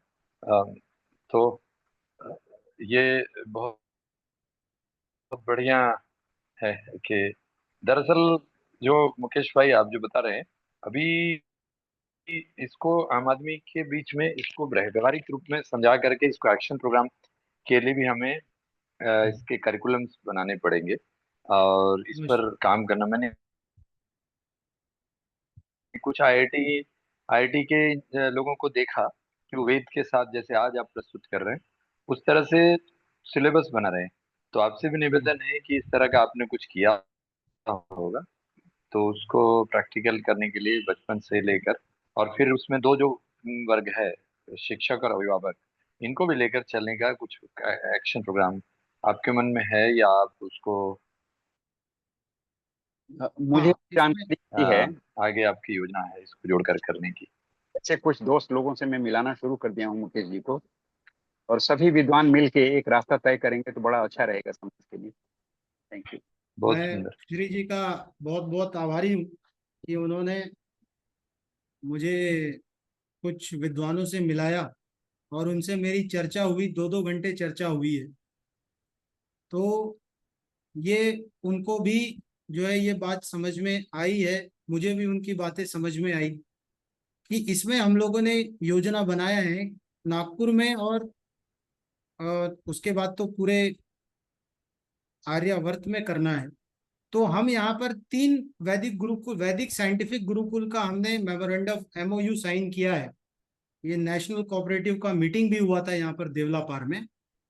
तो हम सब जितने भी लोग हैं, इसमें मैं कहना चाहूंगा जितने भी IIT के हैं, NIT के हैं, इंजीनियर्स हैं, साइंटिस्ट हैं, आचार्य हैं, हम सब मिलके जो है इसको वेल एक सिलेबस डिजाइन करेंगे। भदौरा का बहुत वो कर रहा है इवेंट। भदौरा की गाड़ी खड़ी होती, ट्रैफिक जाम हो रहा हाँ, आवाज आ रही है जी। है। खबर बनाओ, तो नहीं खबर बनाओ। इसमें हम मिलके जो है वर्जन इसमें अभी जी जी, वर्जन दे क्या दिए बोलिए करेंगे। ना, वो किन्हीं का अनम्यूट है। अपने अपने वर्जन दे दिए सब। हाँ, तो हम क्या महेंद्र, करेंगे, इसमें जो NCERT है हमारा, ये NCERT जो है इसको हम इतनी बड़ी बिल्डिंग बनाया जाए, NCERT मरीज को जो लेकर ऊपर बैठा चलेंगे। देगा। और महेंद्र NCERT जी, का महेंद्र जो जी है म्यूट करें। किसी का चालू जी। हाँ, तो क्या होगा कि जो अभिषेक भाई, NCERT, उनको म्यूट कर दीजिए। हाँ, हम्म। NCERT जो है, देखिए मैं आपको एक छोटा सा एग्जांपल बताता हूँ, छोटा सा आपको समझ में आएगा कि हम कैसे इसको करेंगे। फॉर एग्जांपल, बायोलॉजी में कक्षा 12th तक, 12वीं तक हम क्या पढ़ते हैं कि शरीर सेल से बना है, RNA DNA से बना है। अब यहां तक ठीक है, RNA DNA है, सब कुछ है। हम क्या करेंगे कि RNA DNA और सेल्स को हम डिफाइन करेंगे ऑन द बेसिस ऑफ पंच महाभूत। तो पंच महाभूतों से हमारे RNA DNA और सेल्स बने हैं, इसको थोड़ा सा हम डिफाइन और करेंगे। तो साइंस, जहां तक साइंस जानता है उसको हम कुछ ये नहीं कह रहे हैं, वो तो ठीक है, सब चीजें चल रही है। हम ये कह रहे हैं कि जहां से नहीं जानता है, जहां से हम आगे के पदार्थों को नहीं जानते हैं, वहां से हम उसको डिफाइन करना शुरू करेंगे, और एक पूरा का पूरा एक वैदिक और साइंटिफिक सिलेबस हम डिजाइन कर लेंगे। और देखिए, आयुर्वेद तो हमारे पास जीवित है ही, बहुत कुछ आयुर्वेद में है अभी। दूसरा महर्षि कणाद है, और महर्षि ऐत्रेय का जो क्रिएशन ऑफ यूनिवर्स का है। तो ये जब सारा का सारा मिलके हम एक सिलेबस बनाएंगे, और जब हम इसमें जीवन जीने का, जब हम इसमें क्या है, 2-3 चीजें हमने सोचा है कि एक रहेगा वैदिक गुरुकुल, वैदिक साइंटिफिक गुरुकुल, उसके साथ वैदिक ग्राम कनेक्टेड रहेगा। वैदिक ग्राम कनेक्टेड हम इसलिए कह रहे हैं कि आपको एक छोटा सा साइंस बताता हूँ। देखिए क्या है, हमारे यहाँ, जैसे मैं छत्तीसगढ़ में एक जगह से बिलोंग करता हूँ जहाँ हाथ से बर्तनें बनती हैं कांसे की। तो जो हाथ से बर्तनें बनती हैं कांसे की और मशीन से जो बर्तन बनती है, उसमें बहुत अंतर होता है। हाथ से रोटी बनती है माँ के हाथ की, और मशीन से जो रोटी बनेगी उसमें बहुत अंतर है। उसमें चेतना का फर्क आ जाता है, उसमें इवन उसका स्ट्रेंथ भी जो है चेंज हो जाता है। तो जो वैदिक ग्राम है उसमें हम, हमारा कॉन्सेप्ट है विश्वकर्मा का। विश्वकर्मा मतलब हम हाथ से जब चीजों को बनाते हैं, हम विश्वकर्मा अपने हाथ से जब चीजें बनाते हैं, चप्पल, जूता, कपड़ा, ये सारी चीजें जब हम बनाएंगे, तो वैदिक ग्राम को वैदिक गुरुकुल से कनेक्ट करके और एक वैदिक टूरिज्म डेवलप करने का जो है प्लान है, ताकि दूर दूर से लोग देखने आए। आपके बच्चों को घुड़सवारी सिखाई जाएगी, युद्ध कला है, शस्त्र कला है। तो वहां का जो बच्चा होगा, जो बालक होगा, बालिकाएं होंगी, उनके अंदर अद्भुत मेधा शक्ति होगी, ब्रह्मचर्य का पालन होगा। तो वो एक दृश्य बहुत सात्विक, आध्यात्मिक और एक नया भारत जो है एक उस दिशा में हमें ले जाएगा, ऋषित्व की तरफ ले जाएगा। तो ये एक योजना है, और हमने इसके लिए टीम बनाना शुरू कर दिया है। और आप लोगों को मैं आह्वान करता हूं कि उस हमसे जुड़कर हम उसमें थोड़ा सा हमें इंटेंसिवली काम करना पड़ेगा। 2-3 महीने हम विचार करेंगे, साइंटिफिक एंगल, वैदिक एंगल, और उसको पूरा करके हम उसको डिजाइन करेंगे। इसमें वास्तु विज्ञान है, ज्योतिष विज्ञान है, और क्योंकि डायरेक्शंस का महत्व है, स्थान का महत्व है, वास्तु, ज्योतिष और आपका जो है आयुर्वेद है, इन सबको लेके हमें उसको डिजाइन करना है। तो ये हमारी योजना है, बातचीत हो रही है, आप भी इसमें आगे आए और हम सब मिलकर इसको करेंगे। तो 3 नागपुर में गुरुकुल बनाने की योजना तो अभी हमने डिसाइड की है, और भी क्षेत्रों में हम कार्य करेंगे। जी बहुत सुंदर, आपका जो एक्शन प्लान है वो बहुत अच्छा है।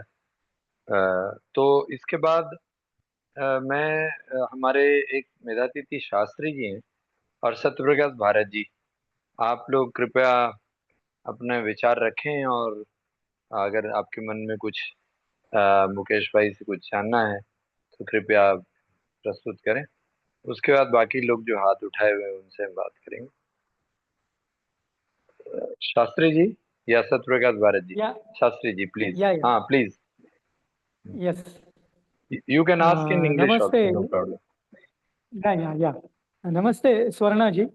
Thank you जी very much. नमस्ते। It's a very good presentation in line with what we think, what I think, and what we. I would like to quote Jiddu Krishnamurti, who said, "You are the center of the world. If you are there, there is world. If there is world, and then you exist." That is what he said. The Ramana Maharshi also said in different words. And I definitely go along with you that these code of conduct, or how to live, how to do things, small things or bigger things, is defined by rishis, those who are mantra drishtas. They are called mantra drishtas. Whatever they, say, that is perfect, that is right. Like, Bodhayana Sutra, Ashwalayana Sutra, and Apastama Sutra. All these three people were rishis. So they wrote the codes. They have the right to, they have the right and they are qualified to write the codes. Most of the things go along with your thinking. And that is how I have worked regarding my Gurukula, and the whole objective of Gurukula is to have a Swastha Bharata and Swastha world as such. Not only Bharata, but also whole world. And Vasudhaiva Kutumbakam is our blessing, and Ano Bhadraha Kritavo Yantu Vishwataha. Let things and thoughts come from all the directions of the world in the same way that has been aligned. And my only observation is that Vedas are far advanced than the science. What we call it as science and define it as science.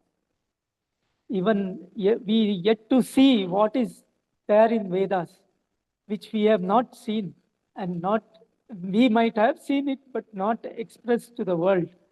So science is limited to itself, so-called science. So we need to walk beyond this, for which we need Vedic Gurukulas, and they can also be sustainable Gurukulas and living on their own.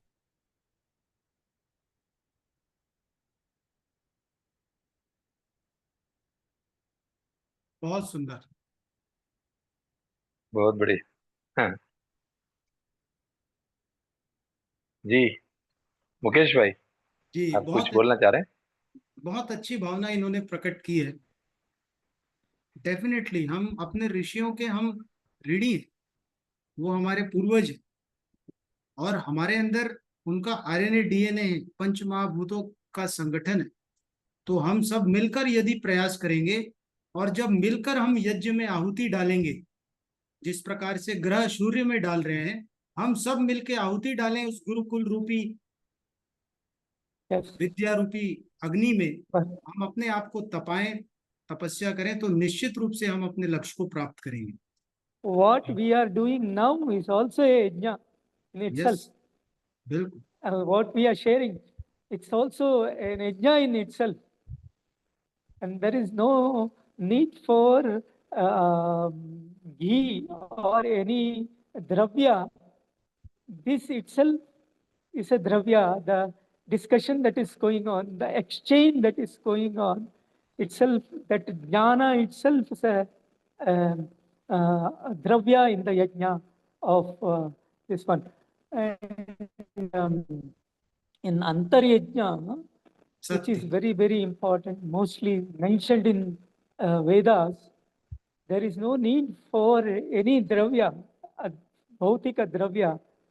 In Antaryajna, our manas, ourselves are dravyas in the Antaryajna that we perform.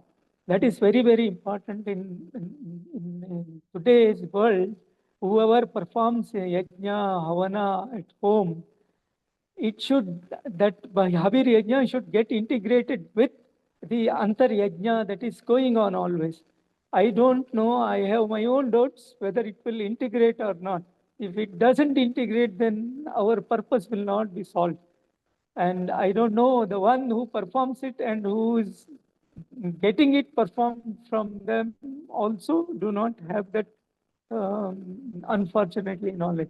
That is why we need Gurukulas which can teach us how to live. The way of living itself has changed, and we have traveled so far that we have to look back and see where we have come and why we have come. Do we need to come here? Is it the right path?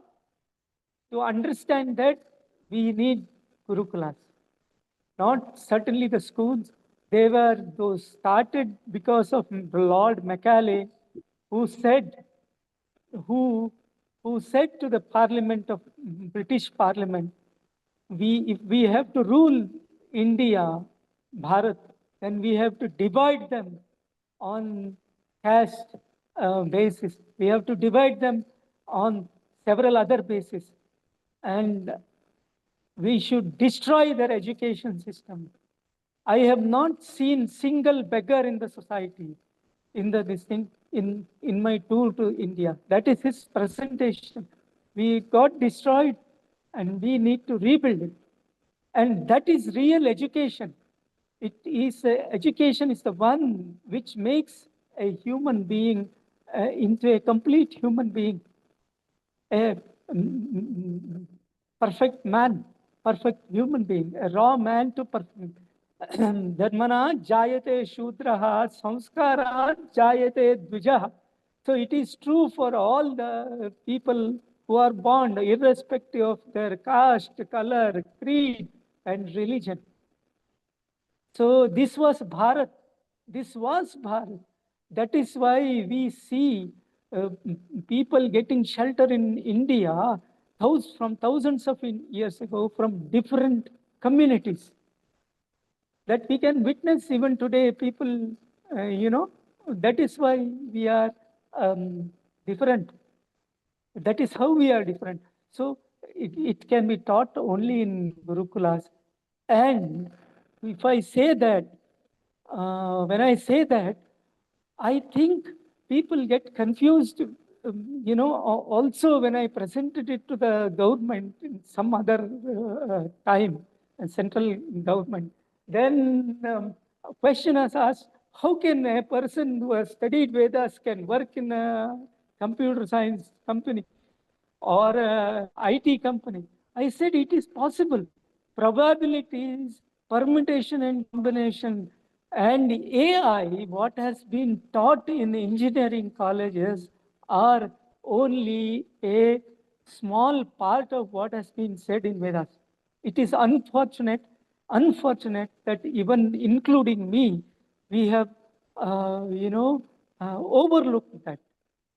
I am not able to, I take the responsibility, I am not able to put it before them because, in such a short amount of time. So we need Gurukulas for that, and they can really do society.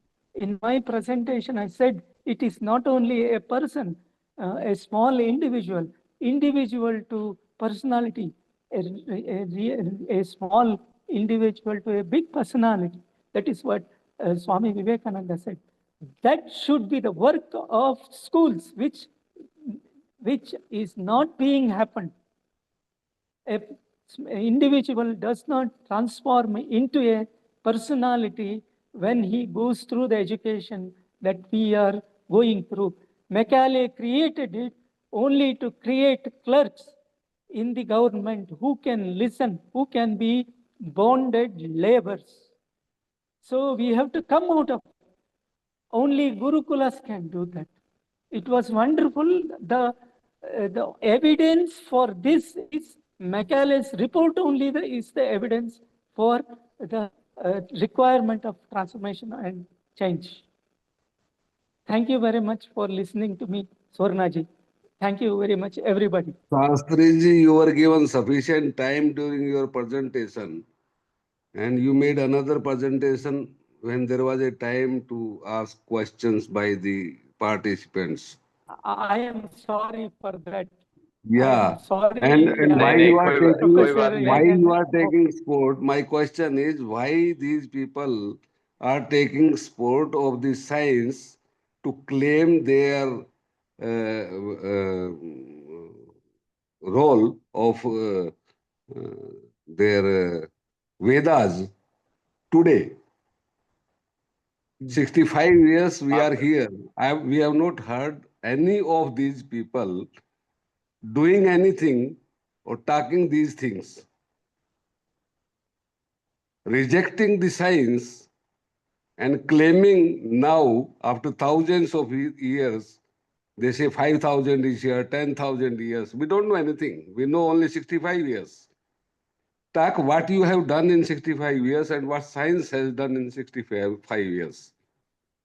And why the other countries are developed.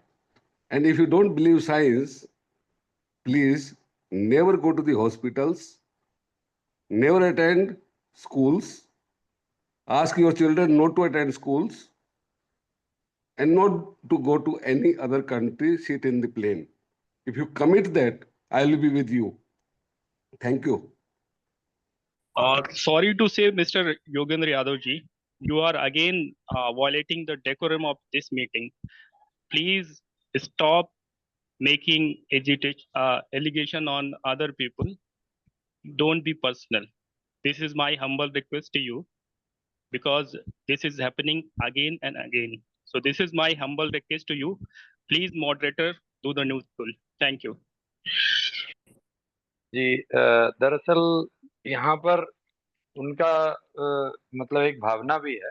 हम थोड़ा positively देखते हैं योगेंद्र जी के इस बात को, इनके इस रिएक्शन को भी हम पॉजिटिवली देखकर ये कहते हैं कि उन्होंने जो क्वेश्चन किया है वह यह है कि हम लोग जो आज सिर्फ साइंस की बात करके और कहते हैं कि साइंस से हमको कनेक्ट करने की बात है, यहाँ पर एक्चुअली प्रैक्टिकली यह हुआ कि हम लोगों ने इनका यह भी जो इन्होंने कहा, क्योंकि व्यवस्था ऐसी है कि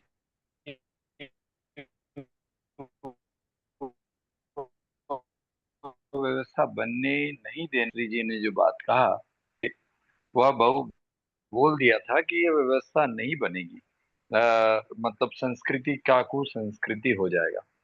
लेकिन एक इसमें मैं विज्ञान का ही बात कोट करके मैं कहना चाहूंगा कि कोई भी जो प्रगति होती है वह कहते हैं कि प्रगति प्रकृष्ट रूपेण गति इति प्रगति, यानी भौतिक, मानसिक और आध्यात्मिक तीनों स्तर पर इसका समन्वय होता है।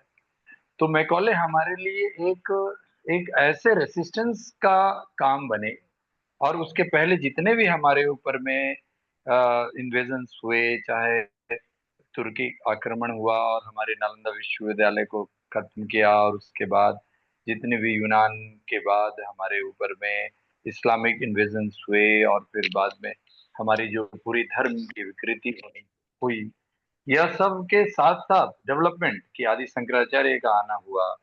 फिर उसके बाद जितने भी हमारे महापुरुष और महात्मा जो वेद को व्यवहारिक रूप से समाज के बीच में ला सकते थे, वह हुआ। और फिर उसके बाद मॉडर्न वर्ल्ड में जो आध्यात्मिक क्रांति हुई, जिसमें स्वामी प्रभुपाद जैसे लोग और उसके पहले महर्षि दयानंद जैसे लोग, और यहाँ तक कि भक्ति योग में भक्ति क्रांति में मीराबाई और कबीर जैसे लोग, गुरु नानक और गुरु गोविंद सिंह तक की जो क्रांति हुई वह इसीलिए हुई क्योंकि यह रेसिस्टेंस हुआ। और अंत में आज जो यह रेसिस्टेंस है कि करंट का फ्लो तो हमारा वही होगा कि जब तक रेसिस्टेंस नहीं होगा तो करंट बढ़ेगा ही नहीं। तो इसीलिए आज यह रेसिस्टेंस जो हुआ है, तो इस रेसिस्टेंस के कारण ही आज हम लोग यहाँ बैठे हैं कि हम लोग इसको समन्वय करके और हम लोग संगच्छदम संगबद्धम संगमनसि जानताम देवा भागम यथा पूर्वे संजनान उपासते का काम कर पाएंगे। तो इसीलिए आज हम लोग इस पर यह जो बात कही जा रही है उस बात को प्रस्तुति करें। और इसमें आप मुकेश भाई, जो एक्शन रिएक्शन की बात जो अनायास निकल जा रही है, चाहे वो हमारे योगेंद्र भाई की तरफ से निकले या किसी के भी तरफ से निकले, तो इसको किस तरह से जोड़ करके इसमें हम लोग आगे बढ़ सकते हैं, इसमें आपके मन में कुछ आ रहा है तो बताएं मुकेश भाई। इनका प्रश्न, इन्होंने जो प्रश्न पूछा है वो बहुत स्वाभाविक प्रश्न है और मैं इसका उत्तर देना चाहूंगा। ये आज बहुत लोगों के मन में प्रश्न है। देखिए, मैंने इसलिए इसको साइंटिफिक तरीके से समझाया है, साइंस का सहारा नहीं लिया है, केवल साइंटिफिक तरीके से समझाने का प्रयास किया है।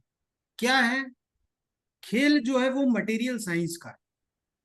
मैंने आपको बताया, वेद की परिभाषा बताई, साइंस ने कोई परिभाषा नहीं दी, वेद ने परिभाषा दी है कि ईश्वर से लेकर पृथ्वी पर्यंत जितने पदार्थ हैं उनका गुण कर्म स्वभाव जानकर उनसे यथा योग्य उपकार लेना, इसी को विद्या कहते हैं।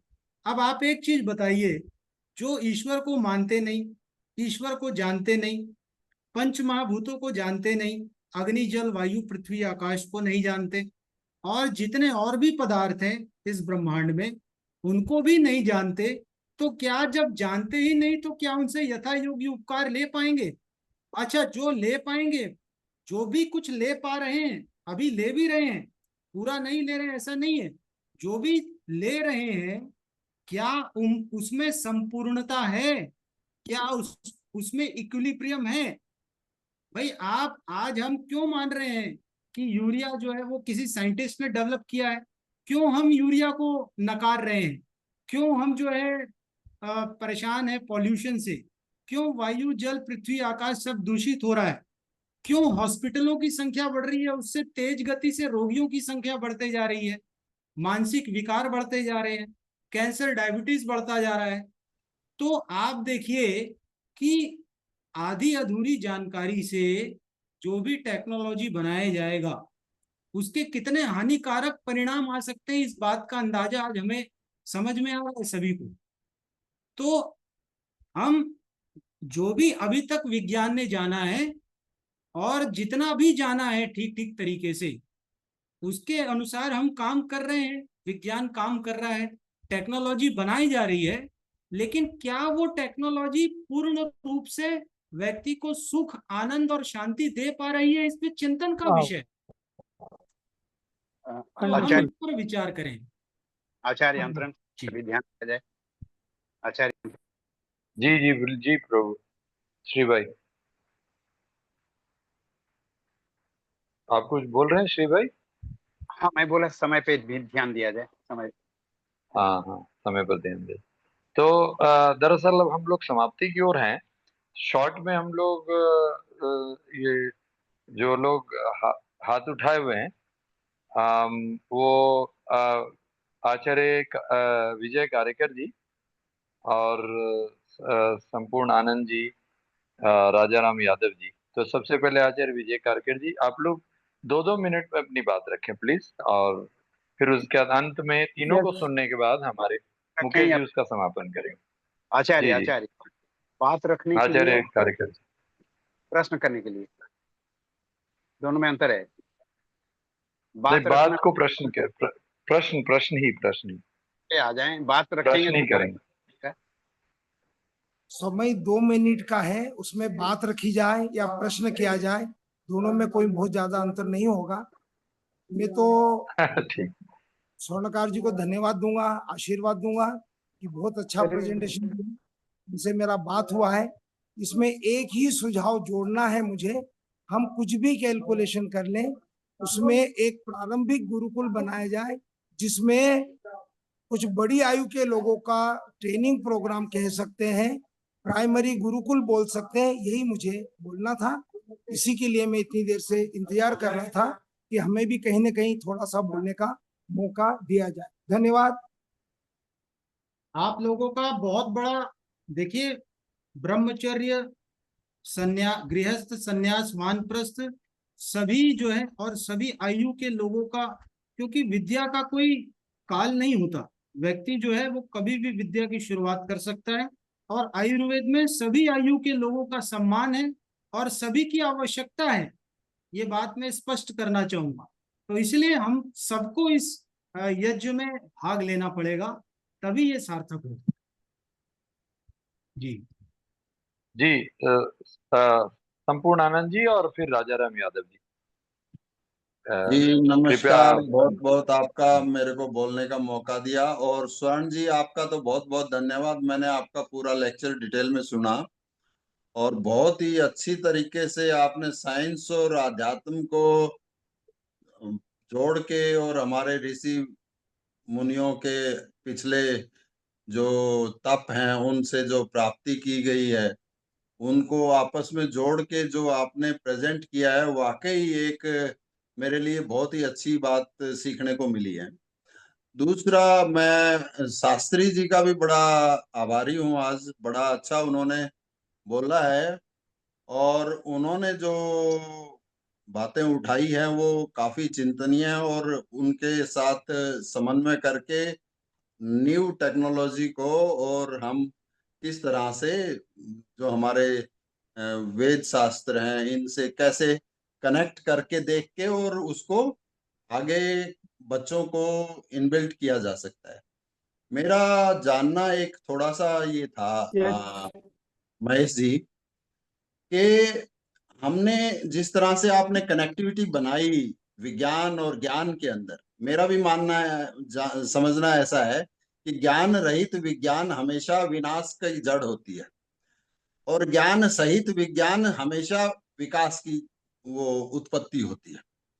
अब मॉडर्न टेक्नो एजुकेशन सिस्टम में, जैसा कि शास्त्री जी ने भी उसको उल्लेख किया, कि मॉडर्न एजुकेशन सिस्टम के अंदर हमने विज्ञान की तरफ तो बढ़ोतरी कर दी लेकिन ज्ञान की तरफ के रास्ते बंद कर दिए, जिसकी वजह से आज जितना भी विज्ञान डेवलप हुआ है वो विनाश की तरफ ले जा रहा है हमारे को। अब इसको कनेक्ट करने के लिए जो स्वर्ण जी आपने जिस तरह से कनेक्टिविटी बनाई है, इसके अंदर कैसे हम इसको व्यवहारिक रूप में, मतलब एक पूरा का पूरा उसको गुरुकुल कह लें या सेंटर कह लें या जो भी what ever the name can be given, suitable name, उस व्यवहारिक रूप में हम इनबिल्ट कैसे करें उसको, रचनात्मक तरीके से, सिलेबस के तरीके से, किस तरह से, मतलब वो संभव कैसे हो पाए कि हम उसको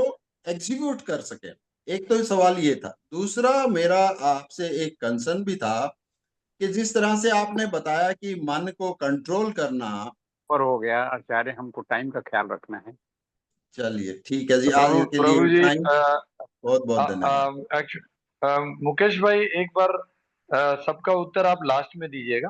राजाराम यादव जी, आप 1 मिनट में या 2 मिनट में आप प्लीज अपने प्रश्न या जो भी प्रस्तुति है सिर्फ 2 मिनट में, दोनों में से जो भी आपकी इच्छा। सभी को राजाराम नमस्कार। जी। तो ना के ही बराबर है, पर मैं थोड़ी सी अपनी जिज्ञासा के लिए ये पूछना चाह रहा हूँ कि आपने बहुत बार ऋषि मुनियों का और हमारे पूर्वजों ने ऐसे किया है, और आपने खुद ही ये भी कहा है कि बुद्धि का विकास हो रहा है। तो ये ऋषि मुनि तो आज भी हैं, और मैं ये मानता हूँ कि शायद उनका ध्यान या किसी भी वजह से उस तरफ नहीं गया, तो उन्होंने उस तरफ ज्यादा अपना नहीं लगाते हुए उस तरफ नहीं पहुंचे हैं। आपने ज्यादातर तो बात की है जो भौतिक और अभौतिक के बारे में, तो थोड़ा सा अगर आप, हमारी जो आत्मा है और हमारा जो मन है, वो शरीर में तो जो भी काम करता है, जब शरीर नहीं होता तो मन और आत्मा में क्या रिलेशन है, और ये एक ही है कि अलग अलग है। और जैसे आपने बताया कि हमारा पंच तत्व और शरीर और सारा यूनिवर्स इन 118 एलिमेंट्स का बना है। लिविंग और नॉन लिविंग में फर्क तो ये है कि उसमें एक डीएनए है, वो भी 118 का ही है, दिमाग भी 118 का ही है। तो ये मन और आत्मा निरंकार है, कुछ नहीं है। ये वो साइंस जिसको मेरे ख्याल से आप डिस्कस कर रहे हो, और आप वैदिक ग्राम में गुरुकुल की बात कर रहे हो। कल भी गुरुकुल के बात बहुत हुई। सबसे इम्पोर्टेंट गुरुकुल में ऋषि मुनि है, और ऋषि मुनि में हमारे जो वैदिक ग्राम टाइप ग्राम में जो पुराने हुए हैं वो 5 कुल हुए हैं। नंबर 1 तरुकुल, नंबर 2 गोकुल, नंबर 3 गुरुकुल जो शिक्षा से अलग भी ले लीजिए, नंबर 4 आरोग्य धाम, और नंबर 5 ऋषि कुल। ये तो सब ऋषियों से ही मैनेज था। आज तो सारे ऋषि आप जानते हैं कहाँ जा रहे हैं। दूसरा मेरा छोटा सा ये भी था, अब तो साइंस के आदमी हैं, तो हम साइंस को भी पढ़ें और फिर इस तरफ जाएं एक अलग सब्जेक्ट के रूप में, क्योंकि ये जो भी आध्यात्मिक और इस तरह का हमारे इतिहास में पहले जो हमारे ऋषि मुनि पहले ज्यादा किया, वो आज नहीं कर रहे। बुद्धि का तो विकास होता है, इसमें तो आप शायद एग्री करेंगे। तो हम इसको एक एडवांस सब्जेक्ट के रूप में क्यों ना ले। धन्यवाद। जी जी जी। अंत में चूंकि समय हमारे पास समाप्त हो चुका है, मैथिली शरण गुप्त जी, आपने इनको अगर पूरा सुना है तो 1 मिनट में आप इनका अगर कोई प्रश्न है तो आप प्रश्न कर सकते हैं, क्योंकि मुकेश भाई को हमको अंत में 5 मिनट देकर और इसको समाप्त करना है। मैथिली शरण मैं गुप्त जी, आप कुछ मैं बहुत छोटी सी बात कहना चाहता हूं कि क्या हम एंड टू एंड सॉल्यूशन की बात कर सकते हैं? क्या हम पोटेंशियल को पहचान कर पोटेंशियल का पाथवेज बना सकते हैं? क्या हम भारत के सभी लोगों की जो कहना चाहिए पोटेंशियल है उसको रियलाइज करने का, उसको अलाइन करने का कोई सिस्टम बना सकते हैं क्या? ये जी मेरा प्रश्न है, क्योंकि देखिए गुरुकुल एक व्यवस्था है, उसमें क्या कंटेंट हम परोस रहे हैं इसके बारे में हमको थोड़ा सा सोचना पड़ेगा। ये है मैथिली शरण गुप्ता जी, कल हम दोनों बात कर लेंगे। इस पे बहुत गहराई में काम हो रहा है, हो चुका है, और आपको दिखाई भी पड़ेगा। कल बात कर लेंगे हम लोग। मुकेश जी जी। आते हैं। अंत में मुकेश भाई, आप इन लोगों के लिए अगर 2-4 मिनट में आप कुछ बोलना चाहेंगे तो प्लीज बोले। समय तो समाप्त हो चुका है, फिर भी आपका जी, एक बार प्रस्तुति हो। जी मुकेश भाई। मैंने सभी के प्रश्न सुने। सबका मूल जो एक प्रश्न है जिसमें हम आके जिस पर हम समझ बनाने का प्रयास कर रहे हैं कि सबसे पहले जो है कहा गया कि यथा पिंडे तथा ब्रह्मांडे। तो जैसा कि पहला प्रश्न पूछा गया कि मन और आत्मा इसमें क्या अंतर है, तो शरीर को 3 भागों में जो बांटा है, कारण शरीर, सूक्ष्म शरीर और स्थूल शरीर। ये जो मन है ये एक मेमोरी की तरह, एक मेमोरी चिप है। तो क्या होता है इसमें, जब आप ये शरीर जो स्थूल शरीर है इसका जब त्याग करते हैं तो आत्मा के साथ सूक्ष्म शरीर जाता है, और ये जो है फिर से कोई स्थूल शरीर धारण करता है। अर्थात जो सूक्ष्म शरीर है उसके अंदर आपके सारे कर्मों के प्रारब्ध, उनकी मेमोरीज, उनके जितने भी माइक्रो मटेरियल्स हैं वो आपके मन के अंदर जो है स्टोर्ड रहते हैं। और ये जो पूरा का पूरा सूक्ष्म शरीर है, मन और इंद्रियां, ये आत्मा के साथ फिर अपने अगले स्थूल शरीर में अपने कर्मों के अनुसार जो संचित कर्म है, कर्म भी एक पदार्थ है, इस पर हम और बात करेंगे कि कर्म जो है वो एक मटेरियल का पोजीशन है, एक अलग अलग प्रकार के जो मटेरियल हैं वो आपस में एक विभिन्न व्यवहार कर रहे हैं, एक स्थिति को डेवलप कर रहे हैं, वही जो है कर्म है। और ये सारे सूक्ष्म रूप में हमारे मन में स्टोर्ड रहते हैं, तो ये फिर हमारे अगले जन्म में हमारे साथ जाते हैं। तो आत्मा और मन ये जन्म मरण के चक्कर में चक्र है, उसके साथ हमेशा रहता है, लेकिन स्थूल शरीर जो है वो चला जाता है। दूसरा जी, दूसरी चीज जो है, जी जी जी, बोलिए बोलिए। हाँ दूसरी चीज है कि हम जो फिर हम जो कनेक्टिविटी की बात कर रहे हैं कि भाई हम इन सब विषयों को एडवांस लेंगे, क्योंकि एडवांस तो है ही ये, क्योंकि जैसा मैंने आपको एक एग्जांपल दिया, आयुर्वेद का एक एग्जांपल दिया कि सेल्स, आरएनए, डीएनए जो है, मॉडर्न साइंस केवल यहां तक ही जानता है, इसके आगे की बात जो है वो नहीं पता है। ये के भी फंडामेंटल जो पार्टिकल्स हैं और वो कैसे काम करते हैं, उनके बीच में कैसा इंटरेक्शन होता है, इस सारी की सारी जानकारी जो है हमारे आयुर्वेद में है।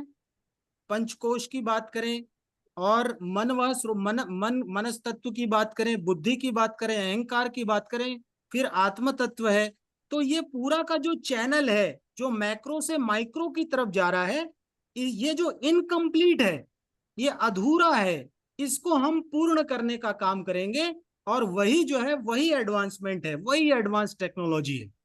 तो हमारे ऋषियों ने ऑलरेडी ये सारा सारा कुछ एडवांसमेंट दे रखा है। नहीं, क्वेश्चन ये था स्वर्ण जी कि ये करेंगे कैसे? हाँ, तो इसके लिए क्या है, सांख्य दर्शन, जो दर्शन शास्त्र है हमारे पास, सबसे पहले क्या है कि वेदों में तो पूरे ब्रह्मांड की जानकारी है, वेदों को समझने के लिए दर्शन, उपनिषद और ब्राह्मण ग्रंथ लिखे गए, अलग अलग ऋषियों ने अपने अपने ग्रंथ लिखे हैं, और उन ग्रंथों को समझने के लिए हमें ये जो संस्कृत है, इसको साइंटिफिक तरीके से महर्षि पाणिनि को समझना पड़ेगा, साइंटिफिक तरीके से। जब उसका अध्ययन करेंगे तो इसके बीच में जो मटेरियल की कनेक्टिविटी है, मैंने बताया कि अक्षर शर इति, जो शर नहीं होता वही अक्षर है, और जो पद है वो अक्षरों से बना है। तो इसका मतलब यह है कि ये पूरा का पूरा मटेरियल साइंस है। मटेरियल साइंस जैसे इलेक्ट्रॉन न्यूक्लियस के आजू बाजू घूम रहे हैं, एक विशेष फोर्स में काम कर रहे हैं, फिर वह इलेक्ट्रॉन जो है वो न्यूक्लियस में आके मिलते हैं, वहां से फिर कुछ ऑर्बिट से बाहर चले जाते हैं। तो ये जो पूरा का पूरा एक मटेरियल का इंटरएक्शन है, that is nothing but the Veda mantra, और इन्हीं को समझाने के लिए ब्राह्मण ग्रंथ और दर्शन उपनिषद लिखे गए। हम इन सब पे हमें काम करना पड़ेगा, स्टडी करनी पड़ेगी फिलहाल। जी बोलिए। ये जो इलेक्ट्रॉन वो जो बताया, ये मैं तो मैं आपका निवेदन क्वांटम, करूंगा संपूर्ण आनंद जी, मैं ये तो निवेदन क्वांटम करूंगा कि एनर्जी के चूंकि अंदर, समाप्त कर रहे हैं। मैं एक जी एक जी जी, सेकंड हम दूंगा सर। आर्गुमेंट नहीं। जी नहीं, जी, आर्ग्यूमेंट नहीं है, क्योंकि आर्ग्यूमेंट से ही कोई सॉल्यूशन निकलेगा, नहीं मेरा समय समझना ऐसा समय है। सर समय जी नहीं है, नमस्कार। अगली अगली बार हम लोग फिर बैठेंगे नमस्कार सर जी, इस पर। नमस्कार। नमस्ते। क्वांटम फिजिक्स के अंदर सर स्वर्ण जी, जी, ये सर ये जी, सारी आनंद जी, चीजें। आनंद जी, आनंद जी, आनंद जी, जी, आनंद जी, आनंद जी, आनंद जी।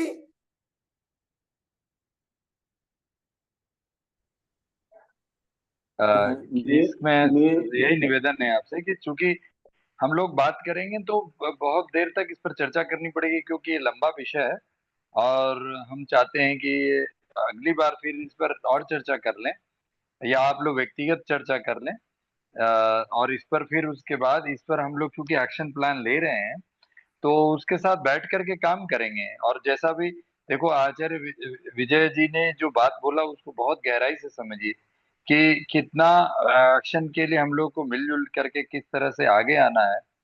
और हमारे राजा राम जी ने भी जो बोला ऋषि कुल के बारे में, तो इसीलिए वो सब मिल करके हम लोग सब लोग एक साथ काम करेंगे।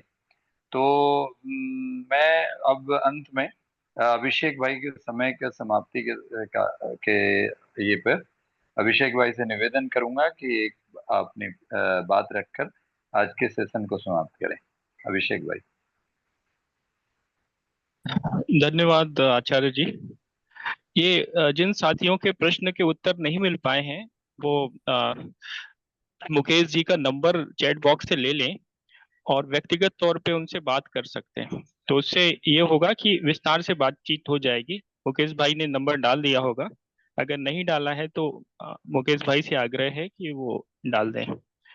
और दूसरा ये है, क्योंकि ये समूह की मीटिंग है, तो समूह की मीटिंग में जो हमारा रोड मैप और जो दिशा, अब जैसे हमारे पास कुछ गुरुकुल हैं जिनको हमें डेवलप करना है। एक चित्रकूट में है, एक राजस्थान में है, और भी कई साथियों के हैं जिनको अभी विजिट करके उनको वो करना है। तो गुरुकुल का मतलब ये बिल्कुल ना लिया जाए कि ये पुराने स्टाइल में सारा कुछ होगा। वो एक शब्द है, एक सिस्टम था जिसमें कुछ अच्छी चीजें हैं, और आज के भी सिस्टम में, आज की एजुकेशन सिस्टम में, शिक्षा व्यवस्था में कुछ अच्छी चीजें हैं। तो जो जहां से अच्छा मिलेगा उसको बिल्कुल लेना चाहिए, और सभी क्षेत्र के लिए वहाँ की जरूरतों के अनुसार और वहाँ के सोच के अनुसार चीजों को बनाए जाने की आवश्यकता है। जो आप लोग बनाएंगे, आप लोग इसमें पारंगतता रखते हैं, विशेषज्ञ हैं, तो वो ऐसा होगा। तो कुछ मॉडल हैं जो जिसपे काम शुरू कर दिया जाएगा आने वाले महीने 2 महीने में, और ताकि हमारा फरवरी सेशन तक 2-4 गुरुकुल जो हैं पूरे देश में लाइव हो जाएं और 8-10 पाइपलाइन में आ जाएं। तो ऐसा प्रयास है। बाकी सभी मिलके साथ में चलें, एक दूसरे से सीखें। थोड़ा सा व्यक्तिगत नहीं होना है, क्योंकि थोड़ा हम लोगों को एक डेकोरम बना के रखना है। बस इतना ही आग्रह है, और सभी को शुभ रात्रि। कल फिर मिलेंगे, और साथ ही साथ और बाकी साथी जो है वो मुकेश जी का नंबर लेके उनसे व्यक्तिगत तौर पे जुड़ सकते हैं। धन्यवाद, शुभ रात्रि। नमस्ते, ओम शांति। अभिषेक जी, एक आध दूसरा वाक्य बोल सकता हूँ?